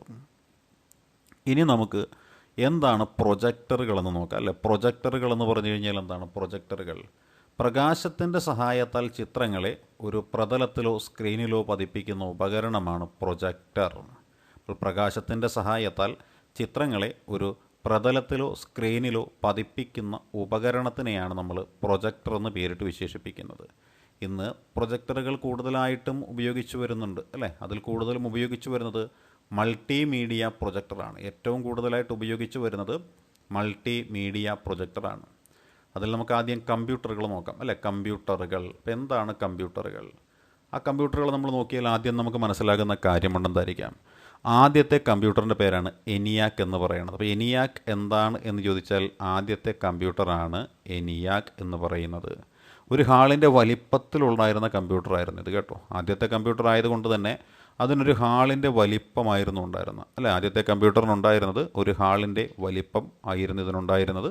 അത്രയേറെ വലിയൊരു കമ്പ്യൂട്ടറായിരുന്നു ENIAC എന്ന് പറയുന്ന കമ്പ്യൂട്ടർ. പക്ഷേ വേഗം എന്ന് പറയുന്നത് വളരെ കുറവായിരുന്നു. വലിപ്പം മാത്രമേ ഉണ്ടായിരുന്നുള്ളൂ, അതിന് വേഗത വളരെ കുറവായിരുന്നു എന്നാണ് പറയുന്നത് ആദ്യത്തെ കമ്പ്യൂട്ടറായ ENIAC-ന്. ഇത് നിർമ്മിക്ക കാലഘട്ടം എന്ന് വെച്ചാൽ എന്താണ്, ഇന്ത്യക്ക് സ്വാതന്ത്ര്യം കിട്ടുന്നതിനൊക്കെ മുൻപാണ്. അതായത് 1946 ആദ്യത്തെ കമ്പ്യൂട്ടറായ ENIAC നിർമ്മിച്ചത്. അപ്പോൾ ആദ്യത്തെ കമ്പ്യൂട്ടറിൻ്റെ പേര് ENIAC എന്നായിരുന്നെന്നും ഇത് ഒരു മുറിയുടെ ഉള്ളിൽ അല്ലെങ്കിൽ ഒരു ഹാളിൽ കൊള്ളാൻ മാത്രമുള്ള വലിപ്പം ഇതിനുണ്ടായിരുന്നുവെന്നും വലിപ്പം മാത്രമേ ഉള്ളൂ, പ്രോസസ്സിങ്ങിൽ വളരെ വേഗത കുറവായിരുന്നുവെന്നും ഇത് 1946 നിർമ്മിച്ചതെന്നും നമുക്കറിയാം അല്ലേ. അതേപോലെ 1952 ആദ്യത്തെ വാണിജ്യ കമ്പ്യൂട്ടർ പുറത്തിറക്കിയത് അല്ലേ. ആദ്യത്തെ വാണിജ്യ കമ്പ്യൂട്ടറുകൾ പുറത്തിറക്കിയത് എന്നു ചോദിച്ചാൽ 1952 ആദ്യത്തെ വാണിജ്യ കമ്പ്യൂട്ടറുകൾ പുറത്തിറക്കിയത്. അപ്പോൾ ആദ്യത്തെ കൊമേഴ്ഷ്യൽ കമ്പ്യൂട്ടർ എന്ന് പറയുന്നത് ഏത് എന്ന് ചോദിച്ചാൽ അതിൻ്റെ പേരാണ് IBM 701 എന്നായിരുന്നു ആദ്യത്തെ കൊമേഴ്ഷ്യൽ കമ്പ്യൂട്ടറിൻ്റെ പേര്. അപ്പോൾ ആദ്യത്തെ വാണിജ്യ കമ്പ്യൂട്ടറിൻ്റെ പേരെന്തെന്ന് ചോദിച്ചാൽ IBM 701 എന്നുള്ളതാണ് ആദ്യത്തെ വാണിജ്യ കമ്പ്യൂട്ടറിൻ്റെ പേര്. ഇനിയോ ലോകത്തിലെ ആദ്യത്തെ പേഴ്സണൽ കമ്പ്യൂട്ടറിൻ്റെ പേരെന്തായിരുന്നു? ലോകത്തിലെ ആദ്യത്തെ പേഴ്സണൽ കമ്പ്യൂട്ടറിൻ്റെ പേര് അതിൻ്റെ പേരായിരുന്നു ദ കെൻബാക്ക് എന്നായിരുന്നു ആദ്യത്തെ പേഴ്സണൽ കമ്പ്യൂട്ടറിൻ്റെ പേര്. അപ്പോൾ ലോകത്തിലെ ആദ്യത്തെ പേഴ്സണൽ കമ്പ്യൂട്ടറിൻ്റെ പേരെന്തെന്ന് ചോദിച്ചാൽ അതിൻ്റെ പേരായിരുന്നു ദ കെൻബാക്ക് എന്ന് പറയുന്നതാണ് ലോകത്തിലെ ആദ്യത്തെ പേഴ്സണൽ കമ്പ്യൂട്ടർ. ഇത് 1970 പുറത്തിറങ്ങിയത് അല്ലേ. 1970 ഇത് പുറത്തിറങ്ങിയത്. ഏത് പുറത്തിറങ്ങിയത്? ആദ്യത്തെ പേഴ്സണൽ കമ്പ്യൂട്ടറായ ദ കെൻബാക്ക് പുറത്തിറങ്ങിയത് 1970. എന്നാൽ ആദ്യത്തെ വാണിജ്യ കമ്പ്യൂട്ടർ പുറത്തിറങ്ങിയതോ 1952. അതിൻ്റെ പേര് IBM 701 എന്നുമായിരുന്നു. ഇനി ആദ്യത്തെ കമ്പ്യൂട്ടറായി ENIAC എന്നാണ് പുറത്തിറങ്ങിയത്. അത് 1946 പുറത്തിറങ്ങിയത്. ഇനി നമുക്ക് ആദ്യത്തെ ഗ്രാഫിക്കൽ യൂസർ ഇൻ്റർഫേസ് ഉള്ള പേഴ്സണൽ കമ്പ്യൂട്ടറിനെ പറ്റി നോക്കാം അല്ലേ. ആദ്യത്തെ ഗ്രാഫിക്കൽ യൂസർ ഇൻ്റർഫേസ് ഉള്ള പേഴ്സണൽ കമ്പ്യൂട്ടറിൻ്റെ പേരെന്തായിരുന്നു? അത് ആപ്പിൾ കമ്പനി പുറത്തിറക്കിയത് 1973. ഈ കമ്പ്യൂട്ടറിൻ്റെ പേര് ലിസ എന്നുമായിരുന്നു. അപ്പോൾ ആദ്യത്തെ ഗ്രാഫിക്കൽ യൂസർ ഇൻ്റർഫേസ് ഉള്ള പേഴ്സണൽ കമ്പ്യൂട്ടറായ ആപ്പിൾ കമ്പനി പുറത്തിറക്കിയ ലിസ എന്ന് പറയുന്ന കമ്പ്യൂട്ടർ അല്ലേ. ആപ്പിൾ കമ്പനി പുറത്തിറക്കിയ ലിസ എന്ന് പറയുന്ന കമ്പ്യൂട്ടർ അതൊരു പേഴ്സണൽ കമ്പ്യൂട്ടറായിരുന്നു. അതിൻ്റെ പ്രത്യേകത ആദ്യത്തെ ഗ്രാഫിക്കൽ യൂസർ ഇൻ്റർഫേസ് ഉള്ള പേഴ്സണൽ കമ്പ്യൂട്ടർ എന്നുള്ളതായിരുന്നു. അതേപോലെ ഓപ്പറേറ്റിംഗ് സിസ്റ്റം അത് പുറത്തിറക്കിയത് മൈക്രോസോഫ്റ്റ് ആണ്. അപ്പോൾ മൈക്രോസോഫ്റ്റ് ഓപ്പറേറ്റിംഗ് സിസ്റ്റം പുറത്തിറക്കിയ വർഷം 1985. 1985 മൈക്രോസോഫ്റ്റ് ഓപ്പറേറ്റിംഗ് സിസ്റ്റം പുറത്തിറക്കിയ വർഷം. ഇനിയോ GNU ലിനക്സ് എന്നൊരു സ്വതന്ത്ര ഓപ്പറേറ്റിംഗ് സിസ്റ്റം വന്നു അല്ലേ. GNU Linux. അപ്പോൾ GNU ലിനക്സ് എന്ന് പറഞ്ഞു കഴിഞ്ഞാൽ അതൊരു സ്വതന്ത്ര ഓപ്പറേറ്റിംഗ് സിസ്റ്റമാണെന്നും ഇത് പുറത്തിറക്കപ്പെട്ട വർഷം 1992 എന്ന് നമുക്കൊന്ന് നോക്കാം അല്ലേ. GNU ലിനക്സ് എന്ന ഒരു സ്വതന്ത്ര ഓപ്പറേറ്റിംഗ് സിസ്റ്റം പുറത്തിറക്കപ്പെട്ട വർഷമാണ് 1992. അതേപോലെ സ്മാർട്ട് ഫോണുകൾ നമ്മളിന്ന് ഉപയോഗിക്കുന്ന എന്താണ്? സ്മാർട്ട് ഫോണുകളാണ്. ഈ സ്മാർട്ട് ഫോൺ യുഗം എന്ന് തുടങ്ങി? അത് 2000 മുതലാണ് തുടങ്ങിയത് അല്ലേ. സ്മാർട്ട് ഫോൺ യുഗം തുടങ്ങിയ വർഷമാണ് 2000. 2000 ഈ പറയുന്ന സ്മാർട്ട് ഫോൺ യുഗങ്ങൾ ആരംഭിച്ചത്. ഇതിൽ ആദ്യമായിട്ട് നമ്മൾ നോക്കുമ്പോൾ എറിക്സൺ എന്നൊരു ഫോൺ ഉണ്ടായിരുന്നു. എറിക്സൺ നമ്മൾ സോണി എറിക്സൺ എന്നൊക്കെ കേട്ടിട്ടുള്ളതാണല്ലോ. അപ്പോൾ അതുപോലെ എറിക്സൺ എന്ന് പറയുന്നൊരു ഫോൺ ഉണ്ടായിരുന്നു. R380 അല്ലെങ്കിൽ R380 എന്ന് പറയുന്ന ഒരു ഫോൺ അല്ലേ. എറിക്സൺ R380 380 എന്ന് പറയുന്ന ഒരു ഫോണിലൂടെയാണ് സ്മാർട്ട് ഫോണുകളുടെ യുഗം ആരംഭിച്ചത്. ഇതേപോലെ ഒരു ലാപ്ടോപ്പ് അല്ലേ, മാക് ബുക്ക് പ്രോ എന്ന ഉയർന്ന പ്രവർത്തനശേഷിയുള്ള ഒരു ലാപ്ടോപ്പ് അല്ലേ, മാക് ബുക്ക് പ്രോ എന്ന ഉയർന്ന പ്രവർത്തനശേഷിയുള്ള ഒരു ലാപ്ടോപ്പ് പുറത്തിറക്കപ്പെട്ട വർഷം, അല്ലെങ്കിൽ ഒരു ലാപ്ടോപ്പ് പുറത്തിറക്കിയത് ആപ്പിൾ എന്ന കമ്പനിയാണ് അല്ലേ. ആപ്പിൾ എന്ന കമ്പനിയാണ് മാക് ബുക്ക് പ്രോ എന്ന ഉയർന്ന പ്രവർത്തനശേഷിയുള്ള ലാപ്ടോപ്പ് പുറത്തിറക്കിയത്. മാക് ബുക്ക് പ്രോ എന്ന ഉയർന്ന പ്രവർത്തനശേഷിയുള്ള ലാപ്ടോപ്പ് പുറത്തിറക്കിയത് ആപ്പിൾ എന്ന കമ്പനിയാണ്.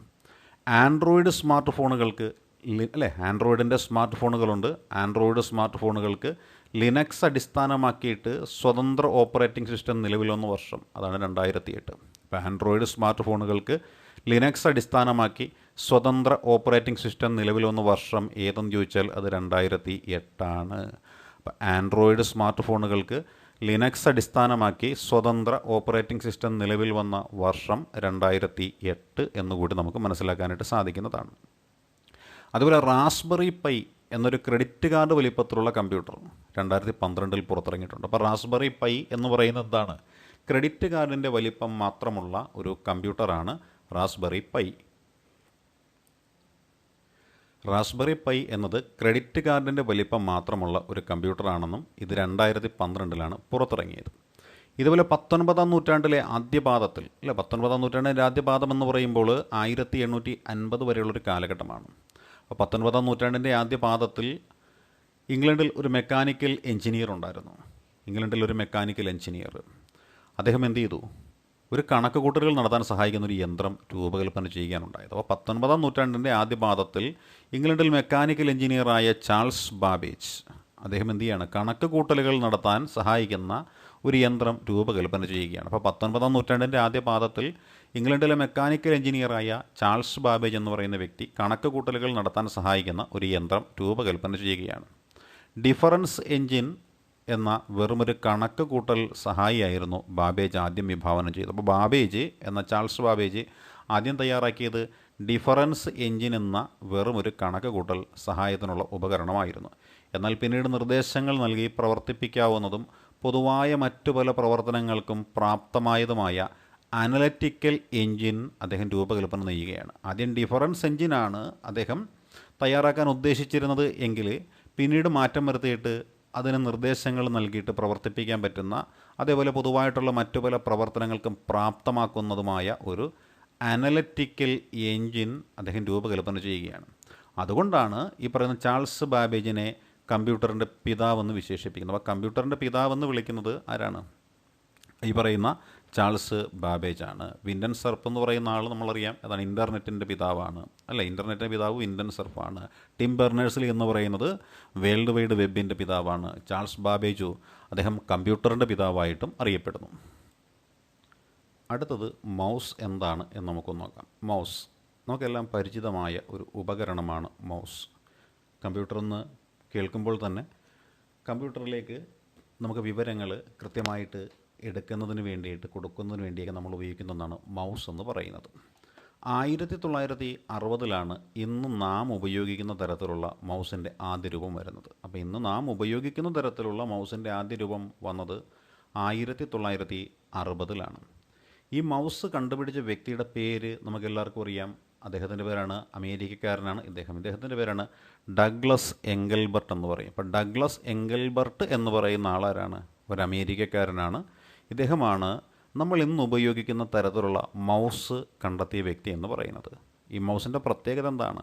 ഒരേ സമയം തന്നെ ഇൻപുട്ട് ഉപകരണമായിട്ട് ഉപയോഗിക്കാം, അതേപോലെ ഔട്ട്പുട്ട് ഉപകരണമായിട്ടും ഉപയോഗിക്കാം. അപ്പോൾ ഇൻപുട്ട് ഉപകരണമായിട്ടും ഔട്ട്പുട്ട് ഉപകരണമായിട്ടും ഉപയോഗിക്കാൻ പറ്റുന്ന അവയാണ് ഏതെന്ന് പറയുന്നത് ഈ ടച്ച് സ്ക്രീനുകൾ എന്ന് പറയുന്നത്. അപ്പോൾ ടച്ച് സ്ക്രീനുകളിൽ ഇൻപുട്ട് ഔട്ട്പുട്ട് ഡിവൈസായിട്ട് നമുക്ക് ഈ മൗസ് എന്ന് പറയുന്ന സാധനം ഉപയോഗിക്കാൻ പറ്റും അല്ലേ. ഇനി അതേപോലെ 1972 ഡാനിഷ് അല്ലെ, ഡെൻമാർക്കുകാരനായിട്ടുള്ള ഇലക്ട്രോണിക് എഞ്ചിനീയറായ ബെൻഡ് സ്റ്റംപ്, അദ്ദേഹമാണ് ടച്ച് സ്ക്രീനുകളുടെ യുഗത്തിന് ആരംഭം കുറിച്ചതെന്ന് പറയുന്നത്.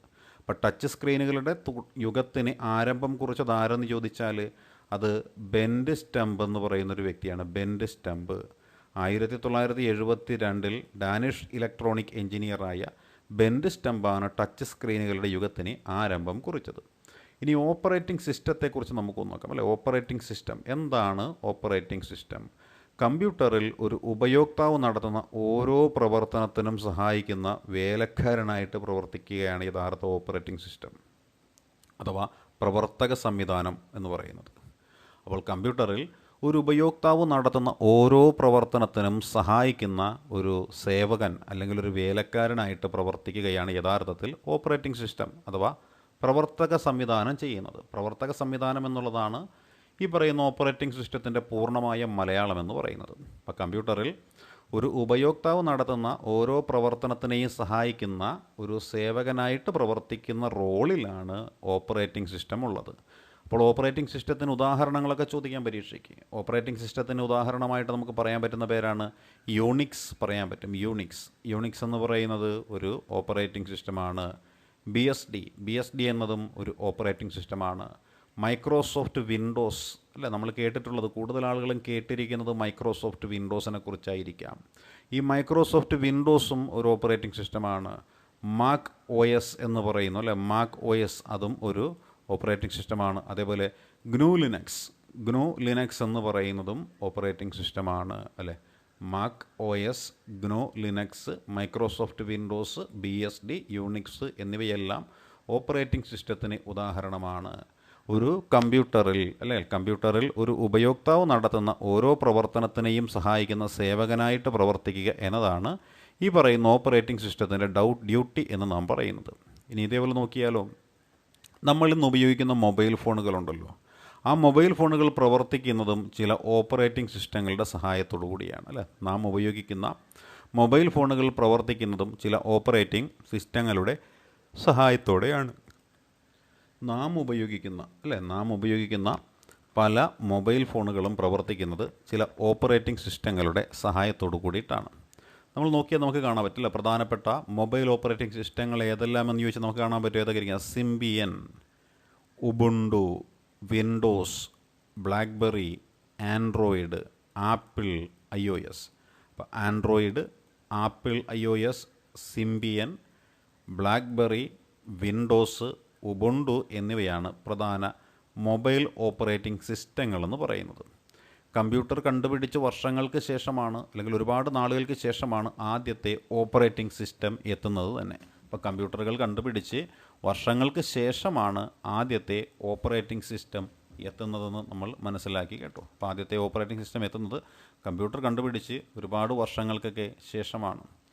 1980 ആപ്പിൾ കമ്പനിയാണ് ഗ്രാഫിക്കൽ യൂസർ ഇൻ്റർഫേസിലുള്ള ആദ്യത്തെ ഓപ്പറേറ്റിംഗ് സിസ്റ്റമായ മാക് ഒ എസ് പുറത്തിറക്കിയത്. അപ്പോൾ മാക് ഒ എസ് പുറത്തിറക്കിയത് ആരാണെന്ന് ചോദിച്ചാൽ 1980 ആപ്പിൾ കമ്പനിയാണ് ഈ പറയുന്ന പുറത്തിറക്കിയത് ഓപ്പറേറ്റിംഗ് സിസ്റ്റമായിട്ടുള്ള മാക് ഒ എസ് പുറത്തിറക്കിയത്. അപ്പോൾ 1980 ആപ്പിൾ കമ്പനിയാണ് ഈ പറയുന്ന ഗ്രാഫിക്കൽ യൂസർ ഇൻ്റർഫേസിലുള്ള ആദ്യത്തെ ഓപ്പറേറ്റിംഗ് സിസ്റ്റമായ മാക് ഒ എസ് പുറത്തിറക്കുന്നത്. തുടർന്ന് മൈക്രോസോഫ്റ്റ് കമ്പനി വിൻഡോസ് അവതരിപ്പിക്കുന്നുണ്ട് അല്ലെ. മൈക്രോസോഫ്റ്റ് കമ്പനി വിൻഡോസ് അവതരിപ്പിച്ചിട്ടുണ്ട്. അപ്പോൾ ഗ്രാഫിക്കൽ ഇൻ്റർഫേസിലുള്ള ഓപ്പറേറ്റിംഗ് സിസ്റ്റങ്ങൾ മാക് ഒ എസും അതേപോലെ ഈ മൈക്രോസോഫ്റ്റിൻ്റെ വിൻഡോസ് എന്ന് പറയുന്നതുകൊണ്ട് ഇത് പുറത്തിറക്കിയത് നമുക്കറിയാം അല്ലെ. ആപ്പിൾ കമ്പനിയാണ് ആദ്യം പുറത്തിറക്കിയത്, പിന്നീടാണ് മൈക്രോസോഫ്റ്റിൻ്റേത് വരുന്നത് നമുക്കറിയാം.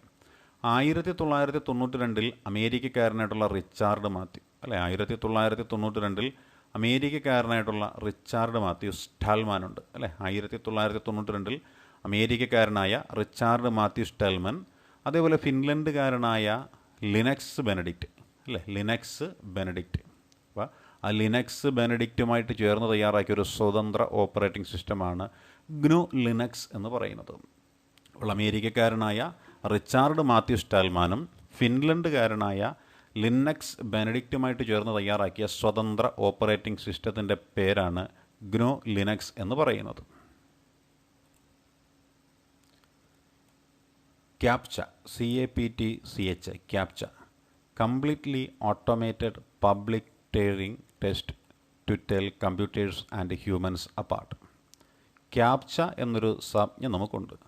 അതെന്താണെന്ന് വെച്ചാൽ കമ്പ്യൂട്ടർ ഉപയോഗിക്കുന്നത് ഒരു മനുഷ്യൻ തന്നെയാണെന്ന് ഉറപ്പ് വരുത്തുന്നതിനായിട്ട് ചില അക്കങ്ങളോ അക്ഷരങ്ങളോ ടൈപ്പ് ചെയ്ത് നൽകാനായിട്ട് നിർദ്ദേശിക്കുന്ന സംവിധാനം നമ്മളെല്ലാം കണ്ടിട്ടുള്ളതാണ്.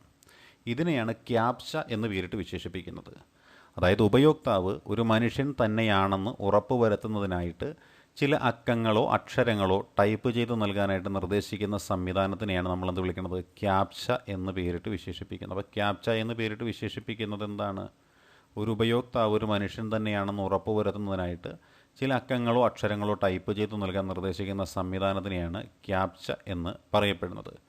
ഇൻ്റർനെറ്റിൻ്റെ പ്രാരംഭ രൂപമുണ്ട് അല്ലേ? ഇൻ്റർനെറ്റിൻ്റെ പ്രാരംഭ രൂപം നമുക്കറിയാം, അതിൻ്റെ പേരാണ് അർപ്പാനെറ്റ് എന്ന് പറയുന്നത്. അപ്പോൾ ഇൻ്റർനെറ്റിൻ്റെ പ്രാരംഭ രൂപമായിട്ടുള്ള അർപ്പാനെറ്റിന് വേണ്ടിയിട്ട് റേ ടോംലിൻസാണ് കമ്പ്യൂട്ടറിൽ നിന്ന് കമ്പ്യൂട്ടറിലേക്ക് സന്ദേശം അയക്കുന്ന പ്രോഗ്രാം ആദ്യമായിട്ട് കണ്ടുപിടിച്ചത്. അപ്പോൾ കമ്പ്യൂട്ടറിൽ നിന്ന് കമ്പ്യൂട്ടറിലേക്ക് സന്ദേശം അയക്കുന്ന പ്രോഗ്രാം ആദ്യമായിട്ട് കണ്ടുപിടിച്ച വ്യക്തിയുടെ പേരാണ് ആരാണ്? റേ ടോംലിൻസാൻ എന്ന് പറയുന്ന വ്യക്തി. റേ ടോംലിൻസാൻ. ഇദ്ദേഹം അർപ്പാനെറ്റ് എന്ന് പറയുന്ന കമ്പ്യൂട്ടറിന് വേണ്ടിയിട്ട്, അല്ലെങ്കിൽ അർപ്പാനെറ്റ് എന്ന് പറയുന്ന ഒരു ശൃംഖലയ്ക്ക് വേണ്ടിയിട്ടാണ് കമ്പ്യൂട്ടറിൽ നിന്ന് കമ്പ്യൂട്ടറിലേക്ക് സന്ദേശം അയക്കുന്ന പ്രോഗ്രാം കണ്ടുപിടിച്ചത്. ഇമെയിൽ വിലാസം എഴുതുമ്പോൾ ഉപയോക്താവിൻ്റെ നാമം, സേവനദാതാവിൻ്റെ നാമം തമ്മിൽ വേർതിരിക്കുന്ന അറ്റ് എന്ന അടയാളം തിരഞ്ഞെടുത്തത് ആരാണ്? അത് ടോംലിൻസാനാണ്. അതായത് നമ്മൾ ഇമെയിൽ വിലാസമൊക്കെ എഴുതുമ്പോൾ പറയാറുണ്ട് അല്ലേ, srirambasis@gmail.com എന്ന് പറയുന്ന പോലെ ഇമെയിൽ വിലാസം എഴുതുമ്പോൾ എന്തായിരിക്കും? ഉപഭോക്തൃ നാമം, അതിൽ സേവനദാതാവിൻ്റെ നാമം, ഉപയോക്താവിൻ്റെ നാമം അല്ലേ, ഇത് തമ്മിൽ വേർതിരിക്കുന്ന അറ്റ് എന്ന അടയാളം തിരഞ്ഞെടുത്തതാരാണ്? ടോംലിൻസാൻ എന്ന് പറഞ്ഞ വ്യക്തിയാണ്. ഈ ടോംലിൻസാനാണ് എന്ത് കണ്ടെത്തിയത്? ക്യാപ്ച എന്ന് പറയുന്ന ആ ഒരു പ്രോഗ്രാം അയക്കുന്ന വിദ്യ, അല്ലെങ്കിൽ ആ സന്ദേശം അയക്കുന്ന വിദ്യ കണ്ടുപിടിച്ചത് ടോംലിൻസാൻ എന്ന് പറയുന്ന ഒരു വ്യക്തിയാണ്. ഇന്ന് നമുക്ക് സൈബർ കുറ്റകൃത്യങ്ങൾ എന്ന് പറയുന്നതും ജസ്റ്റ് ഒന്ന് നോക്കാം. എന്താണ് സൈബർ കുറ്റകൃത്യങ്ങൾ? കമ്പ്യൂട്ടർ, മൊബൈൽ ഫോണ്, ഇൻ്റർനെറ്റ് തുടങ്ങി ആധുനിക വിവരവ്യൂഹങ്ങളുടെ സഹായത്താൽ ചെയ്യുന്ന നിയമവിരുദ്ധ പ്രവർത്തനങ്ങളെയാണ് സൈബർ കുറ്റകൃത്യങ്ങളെന്ന് വിശേഷിപ്പിക്കുന്നത്. അപ്പം എന്താണ് സൈബർ കുറ്റകൃത്യങ്ങൾ? കമ്പ്യൂട്ടർ, മൊബൈൽ ഫോണ്, ഇൻ്റർനെറ്റ് തുടങ്ങി ആധുനിക വിവരവ്യൂഹങ്ങളുടെ സഹായത്താൽ ചെയ്യുന്ന നിയമവിരുദ്ധ പ്രവർത്തനങ്ങളാണ് സൈബർ കുറ്റകൃത്യങ്ങളെന്ന് പറയുന്നത്. ഇനി നമുക്ക് ക്രാക്കിംഗ് എന്താണെന്ന് നോക്കാം അല്ലേ. ക്രാക്കിംഗ് ദുരുദ്ദേശത്തോടു കൂടി കമ്പ്യൂട്ടറിലോ കമ്പ്യൂട്ടർ ശൃംഖലയിലോ അതിക്രമിച്ച് കയറുകയും അതിലെ വിവരങ്ങൾ താറുമാറാക്കുകയും ചെയ്യുന്ന ദുഷ്പ്രവൃത്തിക്ക് നമ്മൾ പറയുന്നവരാണ് ക്രാക്കിംഗ് എന്ന് പറയുന്നത്. അപ്പോൾ എന്താണ് ക്രാക്കിംഗ് എന്ന് ചോദിച്ചാൽ നമുക്കറിയാം എന്താണ്. ദുരുദ്ദേശത്തോടെ കമ്പ്യൂട്ടറിലോ കമ്പ്യൂട്ടർ ശൃംഖലയിലോ അതിക്രമിച്ച് കയറുകയും അതിലെ വിവരങ്ങൾ താറുമാറാക്കുകയും ചെയ്യുന്ന ദുഷ്പ്രവൃത്തിക്ക് പറയുന്ന പേരാണ് ക്രാക്കിംഗ് എന്നാണ് പറയുന്നത്. ഇനി അതേപോലെ ഫിഷിംഗ് എന്ന് പറയുന്ന മറ്റൊരു പ്രക്രിയയുണ്ട്. ഫിഷിംഗ് എന്താണ്? പാസ്വേഡ് വിവരങ്ങൾ, ക്രെഡിറ്റ് കാർഡ് വിവരങ്ങൾ തുടങ്ങിയ അതീവ സുരക്ഷാ വ്യക്തിഗത വിവരങ്ങൾ വ്യാജമാർഗങ്ങളിലൂടെ വ്യക്തികളെ തെറ്റിദ്ധരിപ്പിച്ച് ചോർത്തിയെടുക്കുന്ന തട്ടിപ്പിനെ പറയുന്ന പേരാണ് ഫിഷിംഗ് എന്നാണ് പറയുന്നത്.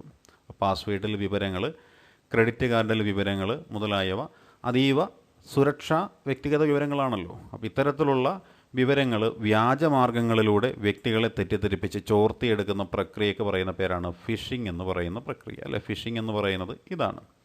ഇനി അടുത്ത് നമുക്ക് നോക്കാൻ എന്തായിരിക്കാം? സൈബർ സ്ക്വാട്ടിംഗ് എന്ന് പറയും. എന്താണ് സൈബർ സ്ക്വാട്ടിംഗ്? ഔദ്യോഗിക വെബ്സൈറ്റ് എന്ന് തെറ്റിദ്ധരിപ്പിച്ചുകൊണ്ട് വ്യാജ വെബ്സൈറ്റുകളും വിലാസങ്ങളും തയ്യാറാക്കുന്ന പ്രവർത്തനത്തിന് നമ്മൾ പറയുന്ന പേരാണ് സൈബർ സ്ക്വാട്ടിംഗ് എന്നാണ് പറയുന്നത്. സൈബർ സ്ക്വാട്ടിംഗ് ഔദ്യോഗിക വെബ്സൈറ്റ് എന്ന് തെറ്റിദ്ധരിപ്പിച്ചുകൊണ്ട് വ്യാജ വെബ്സൈറ്റുകളും വിലാസങ്ങളും തയ്യാറാക്കുന്ന പ്രവർത്തനത്തിനെയാണ് നമ്മൾ എന്ത് വിളിക്കുന്നത്?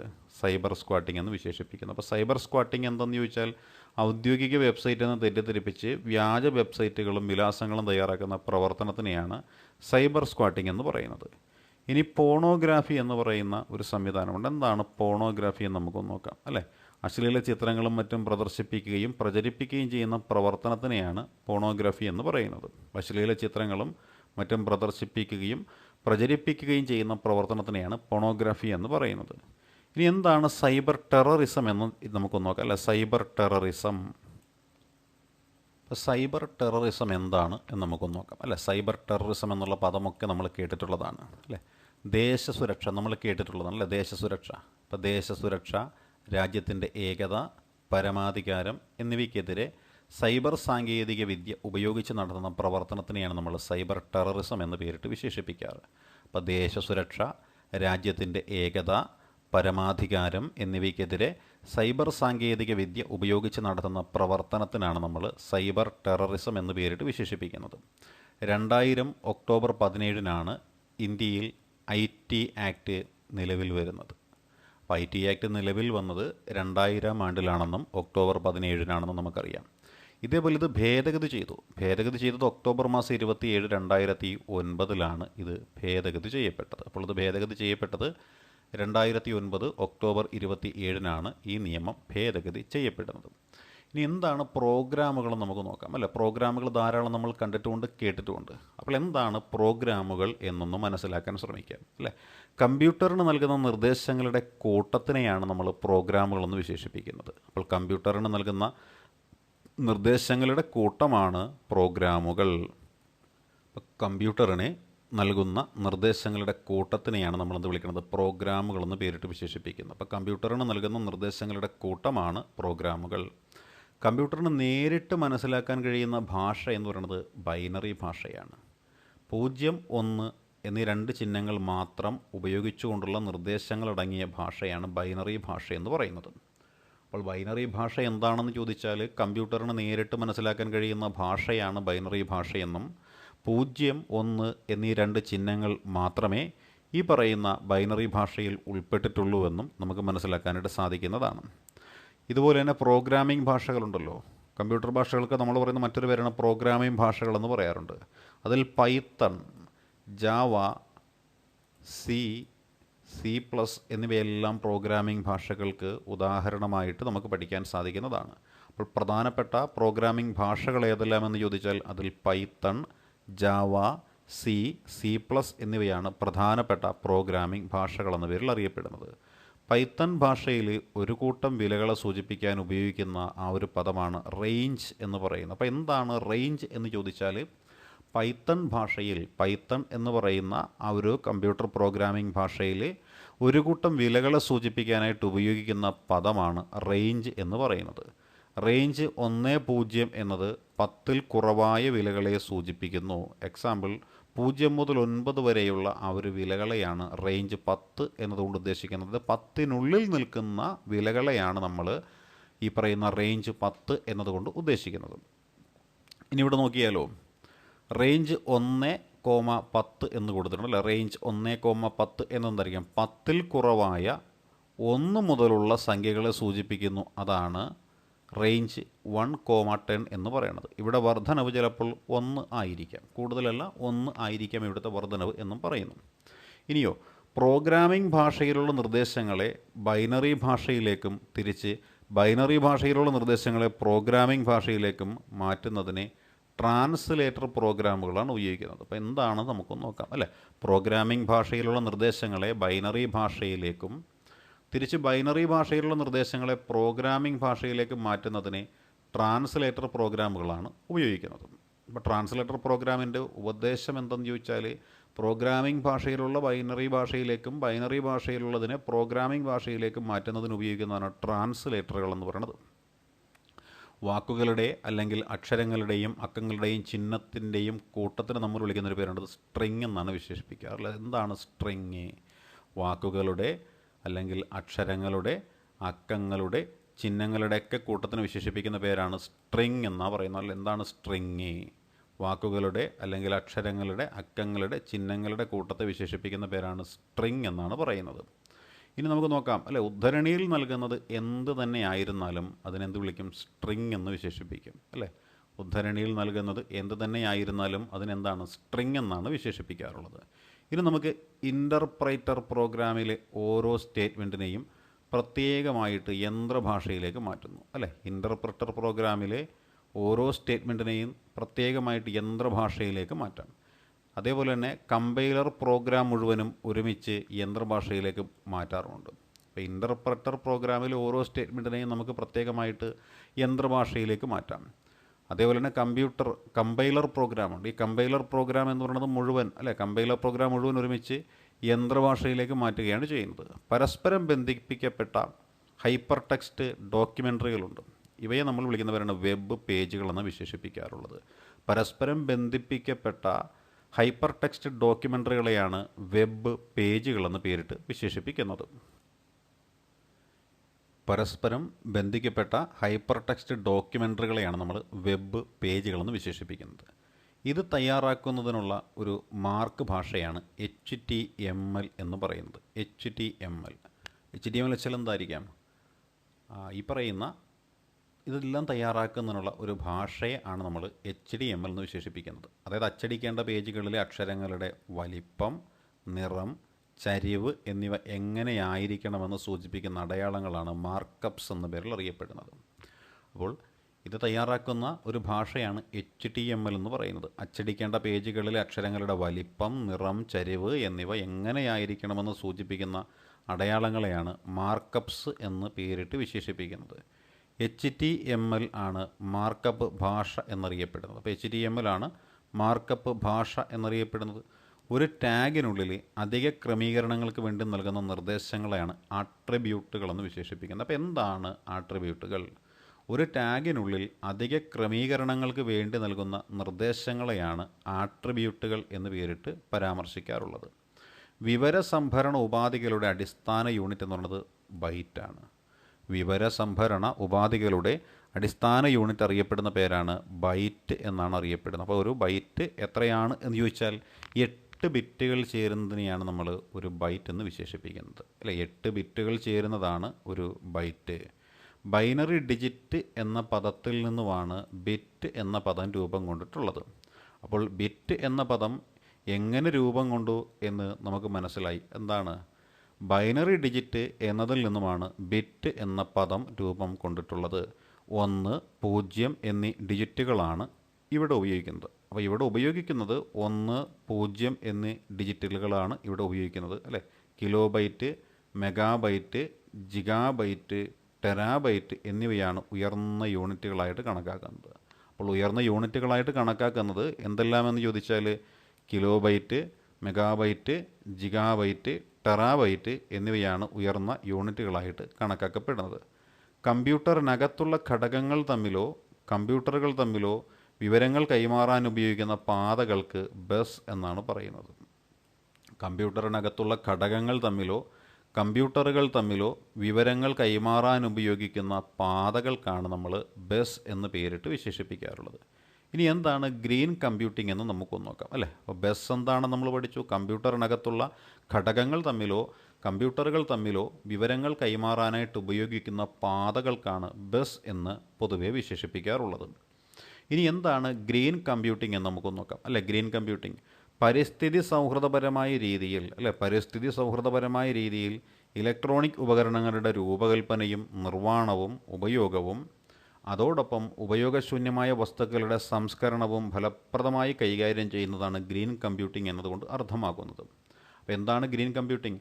പരിസ്ഥിതി സൗഹൃദപരമായിട്ടുള്ള രീതിയിൽ ഇലക്ട്രോണിക് ഉപകരണങ്ങളുടെ രൂപകൽപ്പന, നിർമ്മാണം, ഉപയോഗം, അതോടൊപ്പം ഉപയോഗശൂന്യമായ ഇലക്ട്രോണിക് ഉപകരണങ്ങളുടെ സംസ്കരണം ഇതെല്ലാം ഫലപ്രദമായി കൈകാര്യം ചെയ്യുന്ന സംവിധാനത്തിനെയാണ് നമ്മൾ ഗ്രീൻ കമ്പ്യൂട്ടിംഗ് എന്ന് വിശേഷിപ്പിക്കുന്നത്. ഒരു നെറ്റ്വർക്കിലുള്ള കമ്പ്യൂട്ടറുകൾ തമ്മിലുള്ള വിവര കൈമാറ്റം നിയന്ത്രിക്കുന്നതിനുള്ള ഉപകരണങ്ങളാണ് ഹബ്ബും സ്വിച്ചും എന്ന പേരിൽ അറിയപ്പെടുന്നത്. ഒരു നെറ്റ്വർക്കിലുള്ള കമ്പ്യൂട്ടറുകൾ തമ്മിലുള്ള വിവര കൈമാറ്റം നിയന്ത്രിക്കുന്നതിനുള്ള ഉപകരണങ്ങളെയാണ് ഹബ്ബും സ്വിച്ചും എന്ന് പേരിട്ട് വിശേഷിപ്പിക്കുന്നത്.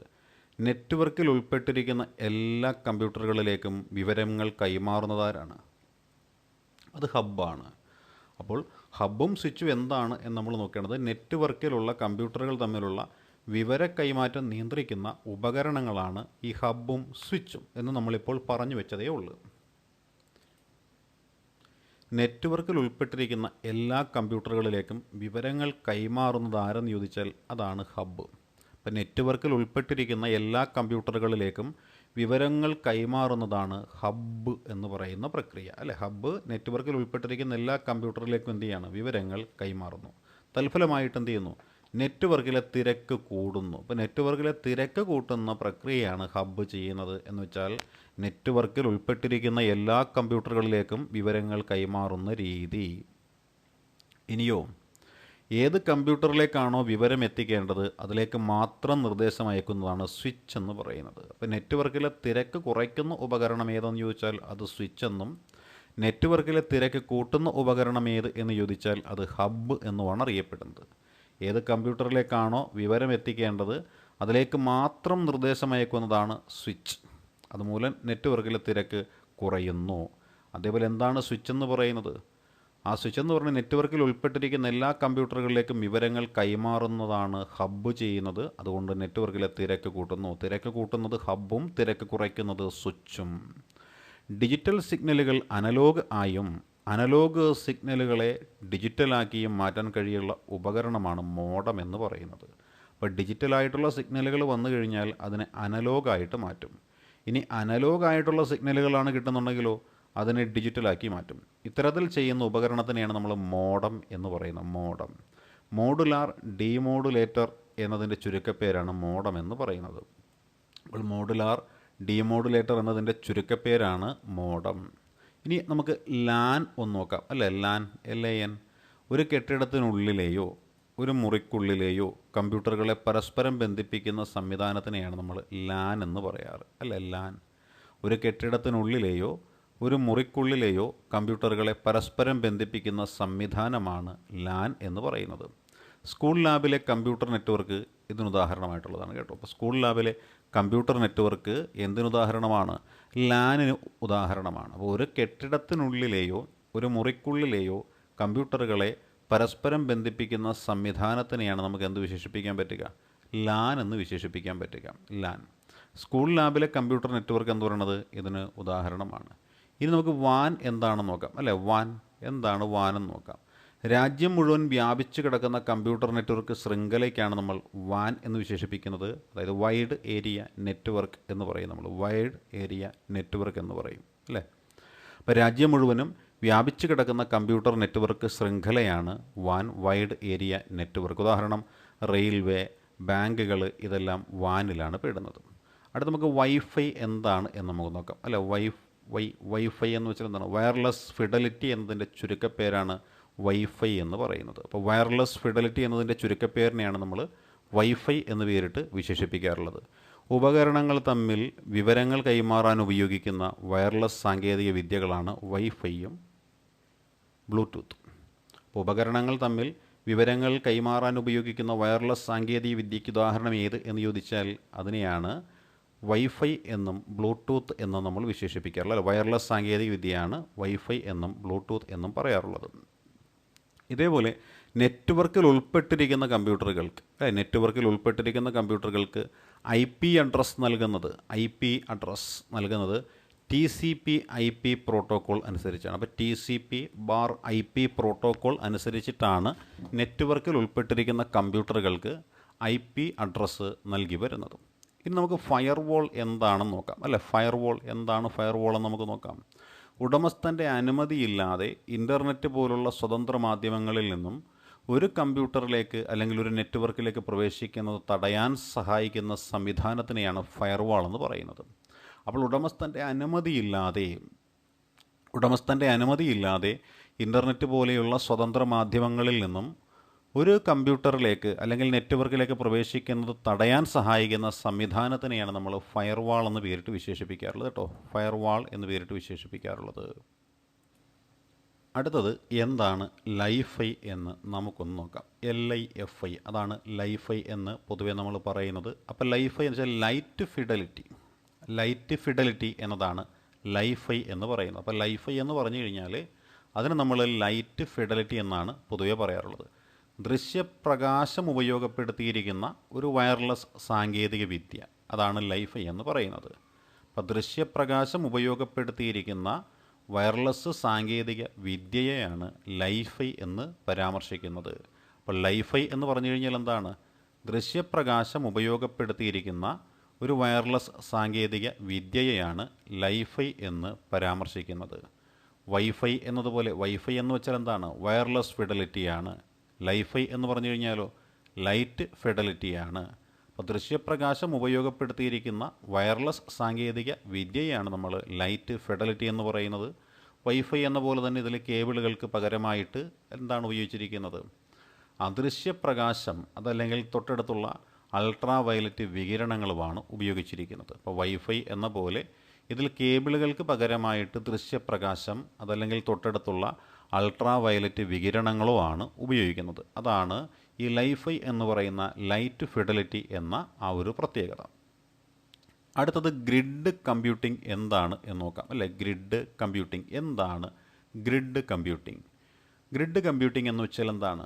ഒരു പൊതു ലക്ഷ്യം വെച്ച് പ്രവർത്തിക്കുന്ന ലോകത്തിൻ്റെ വിവിധ ഭാഗങ്ങളിലായി വിന്യസിച്ചിരിക്കുന്ന കമ്പ്യൂട്ടർ വിഭവങ്ങളുടെ ശേഖരത്തിനെയാണ് നമ്മൾ ഗ്രിഡ് എന്ന് പറയാറുള്ളത്. എന്താണ് ഗ്രിഡ്?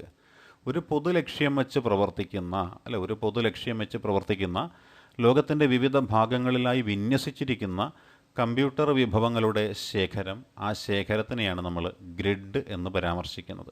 ഒരു പൊതു ലക്ഷ്യം വെച്ച് പ്രവർത്തിക്കുന്ന ലോകത്തിൻ്റെ വിവിധ ഭാഗങ്ങളിലായി വിന്യസിച്ചിരിക്കുന്ന കമ്പ്യൂട്ടർ വിഭവങ്ങളുടെ ശേഖരത്തിനെയാണ് നമ്മൾ ഗ്രിഡ് എന്ന് പറയാറ്. ഈ രീതിയിലുള്ള കമ്പ്യൂട്ടിംഗ് ആണ് ഗ്രിഡ് കമ്പ്യൂട്ടിംഗ് എന്ന പേരിൽ അറിയപ്പെടുന്നത്. അപ്പോൾ പൊതു ലക്ഷ്യം വെച്ച് പ്രവർത്തിക്കുന്ന ലോകത്തിൻ്റെ വിവിധ ഭാഗങ്ങളിലായിട്ട് വിന്യസിച്ചിരിക്കുന്ന കമ്പ്യൂട്ടർ വിഭവങ്ങളുടെ ശേഖരമാണ് ഗ്രിഡ്. അപ്പോൾ ഗ്രിഡ് എന്ന് വെച്ചാൽ പറഞ്ഞു, പൊതു ലക്ഷ്യം വെച്ച് പ്രവർത്തിക്കുന്ന ലോകത്തിൻ്റെ വിവിധ ഭാഗങ്ങളിലായിട്ട് വിന്യസിച്ചിരിക്കുന്ന കമ്പ്യൂട്ടർ വിഭവങ്ങളുടെ ശേഖരത്തിനെയാണ് ഗ്രിഡ് എന്ന് പരാമർശിക്കാറുള്ളത്. ഈ രീതിയിലുള്ള കമ്പ്യൂട്ടിംഗ് സംവിധാനമാണ് ഗ്രിഡ് കമ്പ്യൂട്ടിംഗ് എന്ന പേരിൽ അറിയപ്പെടുന്നത്. അപ്പോൾ ഈ രീതിയിലുള്ള കമ്പ്യൂട്ടിംഗ് സംവിധാനത്തിനെയാണ് ഗ്രിഡ് കമ്പ്യൂട്ടിംഗ് എന്ന് വിശേഷിപ്പിക്കുന്നത്. അടുത്ത നമുക്ക് ക്ലൗഡ് കമ്പ്യൂട്ടിംഗ് എന്താണ് എന്ന് നോക്കാം. ക്ലൗഡ് കമ്പ്യൂട്ടിംഗ് എന്താണ്? ക്ലൗഡ് കമ്പ്യൂട്ടിംഗ് ഉപഭോക്താവിന് ആവശ്യമുള്ള വിഭവങ്ങൾ, അതായത് ഒരു ഉപഭോക്താവിന് ആവശ്യമുള്ള വിഭവങ്ങളും അടിസ്ഥാന സൗകര്യങ്ങളും സോഫ്റ്റ്വെയറുകളും പങ്കുവയ്ക്കുക എന്ന ഒരു സമ്പ്രദായം. ഒരു ഉപഭോക്താവിന് ആവശ്യമുള്ള വിഭവങ്ങൾ, അടിസ്ഥാന സൗകര്യങ്ങൾ, സോഫ്റ്റ്വെയറുകൾ എന്നിവ പങ്കുവച്ച് നൽകുന്ന സംവിധാനത്തിനെയാണ് നമ്മൾ ക്ലൗഡ് കമ്പ്യൂട്ടിംഗ് എന്ന് പരാമർശിക്കുന്നത് കേട്ടോ. അടുത്തത് സെർവർ എന്താണെന്ന് നമുക്ക് നോക്കാം. സെർവർ എന്താണ്? സെർവർ എന്ന് പറഞ്ഞു കഴിഞ്ഞാൽ എന്താണ്? ഇൻ്റർനെറ്റിൽ ഒരു വെബ്സൈറ്റ് സ്ഥാപിച്ചിരിക്കുന്ന കമ്പ്യൂട്ടറാണ് അതിൻ്റെ സെർവർ എന്ന് പറയുന്നത്. ഇൻ്റർനെറ്റിൽ ഒരു വെബ്സൈറ്റ് സ്ഥാപിച്ചിരിക്കുന്ന കമ്പ്യൂട്ടറിനെയാണ് നമ്മളതിൻ്റെ സെർവർ എന്ന് പറയുന്നത്. അപ്പോൾ ഇൻ്റർനെറ്റിൽ ഒരു വെബ്സൈറ്റ് സ്ഥാപിച്ചിരിക്കുന്ന കമ്പ്യൂട്ടറിനെ അതിൻ്റെ സെർവർ എന്ന് വിശേഷിപ്പിക്കുന്നു.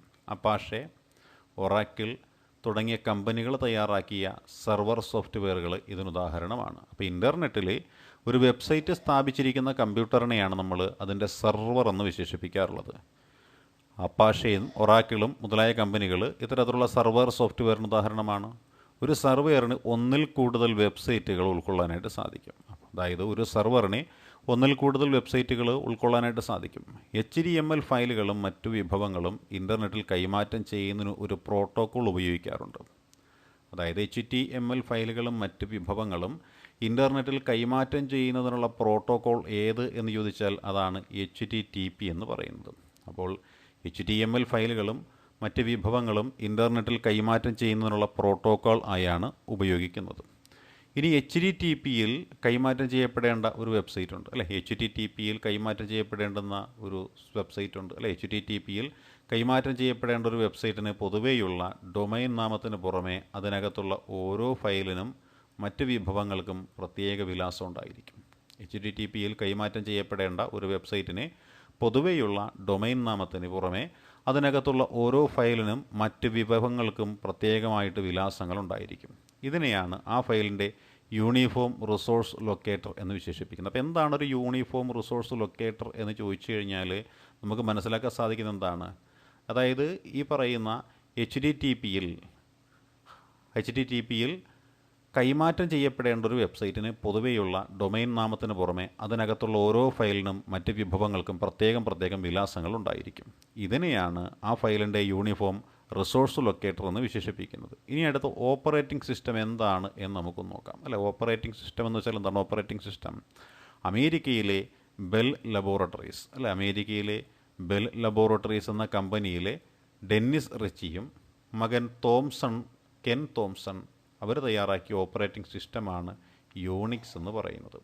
അപ്പോൾ യൂണിക്സ് എന്ന ഓപ്പറേറ്റിംഗ് സിസ്റ്റം തയ്യാറാക്കിയത് ആരെല്ലാമെന്ന് ചോദിച്ചാൽ അമേരിക്കയിലെ ബെൽ ലബോറട്ടറീസ് എന്ന കമ്പനിയിലെ ഡെന്നിസ് റിച്ചി, അദ്ദേഹത്തിൻ്റെ മകൻ കെൻ തോംസൺ, ഇവർ തയ്യാറാക്കിയതാണ് ഇത് ഓപ്പറേറ്റിംഗ് സിസ്റ്റമാണ് യൂണിക്സ് എന്ന് പറയുന്നത്. അപ്പോൾ അമേരിക്കയിലെ ബെൽ ലബോറട്ടറീസ് എന്ന കമ്പനിയിലെ ഡെന്നിസ് റിച്ചിയും കെൻ തോംസണും കൂടി ചേർന്ന് തയ്യാറാക്കിയ ഓപ്പറേറ്റിംഗ് സിസ്റ്റമാണ് യൂണിക്സ് എന്ന് പറയുന്നത്. അതേപോലെ ഒരു കമ്പ്യൂട്ടറിൽ ഹാർഡ്വെയർ ഘടകം എങ്ങനെ പ്രവർത്തിക്കണമെന്ന് നിർദ്ദേശിക്കുന്ന ഒരു പ്രോഗ്രാം സോഫ്റ്റ്വെയർ ഉണ്ട്. ഒരു കമ്പ്യൂട്ടറിൽ ഹാർഡ്വെയർ ഘടകം എങ്ങനെ പ്രവർത്തിക്കണമെന്ന് നിർദ്ദേശിക്കുന്ന പ്രോഗ്രാം സോഫ്റ്റ്വെയർ ആണ് ആ ഉപകരണത്തിൻ്റെ ഡ്രൈവർ എന്ന് പറയുന്നത്. അപ്പോൾ ഒരു ഉപകരണത്തിൻ്റെ ഡ്രൈവർ എന്ന് പറയുന്നത് എന്താണ്? ഒരു കമ്പ്യൂട്ടർ ഹാർഡ്വെയർ ഘടകം എങ്ങനെ പ്രവർത്തിക്കണമെന്ന് നിർദ്ദേശിക്കുന്ന പ്രോഗ്രാം സോഫ്റ്റ്വെയറിനെയാണ് ആ ഉപകരണത്തിൻ്റെ ഡ്രൈവർ എന്ന് പറയുന്നത്.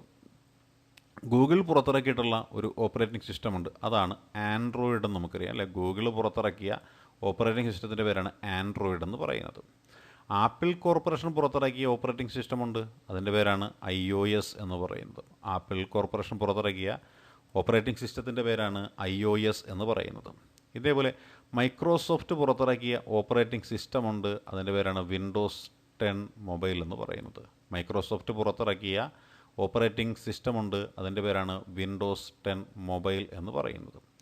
ലിനക്സ് ഫൗണ്ടേഷൻ പുറത്തിറക്കിയ ഓപ്പറേറ്റിംഗ് സിസ്റ്റമുണ്ട് അല്ലേ. ലിനക്സ് ഫൗണ്ടേഷൻ പുറത്തിറക്കിയ ഓപ്പറേറ്റിംഗ് സിസ്റ്റമാണ് ടൈസൺ എന്ന് പറയുന്നത്. അപ്പോൾ ടൈസൺ എന്ന് പറയുന്നത് ലിനക്സ് ഫൗണ്ടേഷൻ പുറത്തിറക്കിയ ഓപ്പറേറ്റിംഗ് സിസ്റ്റമാണ്. ഇതേപോലെ ബ്ലാക്ക്ബെറി ലിമിറ്റഡ് പുറത്തിറക്കിയ ഒരു ഓപ്പറേറ്റിംഗ് സിസ്റ്റമുണ്ട്.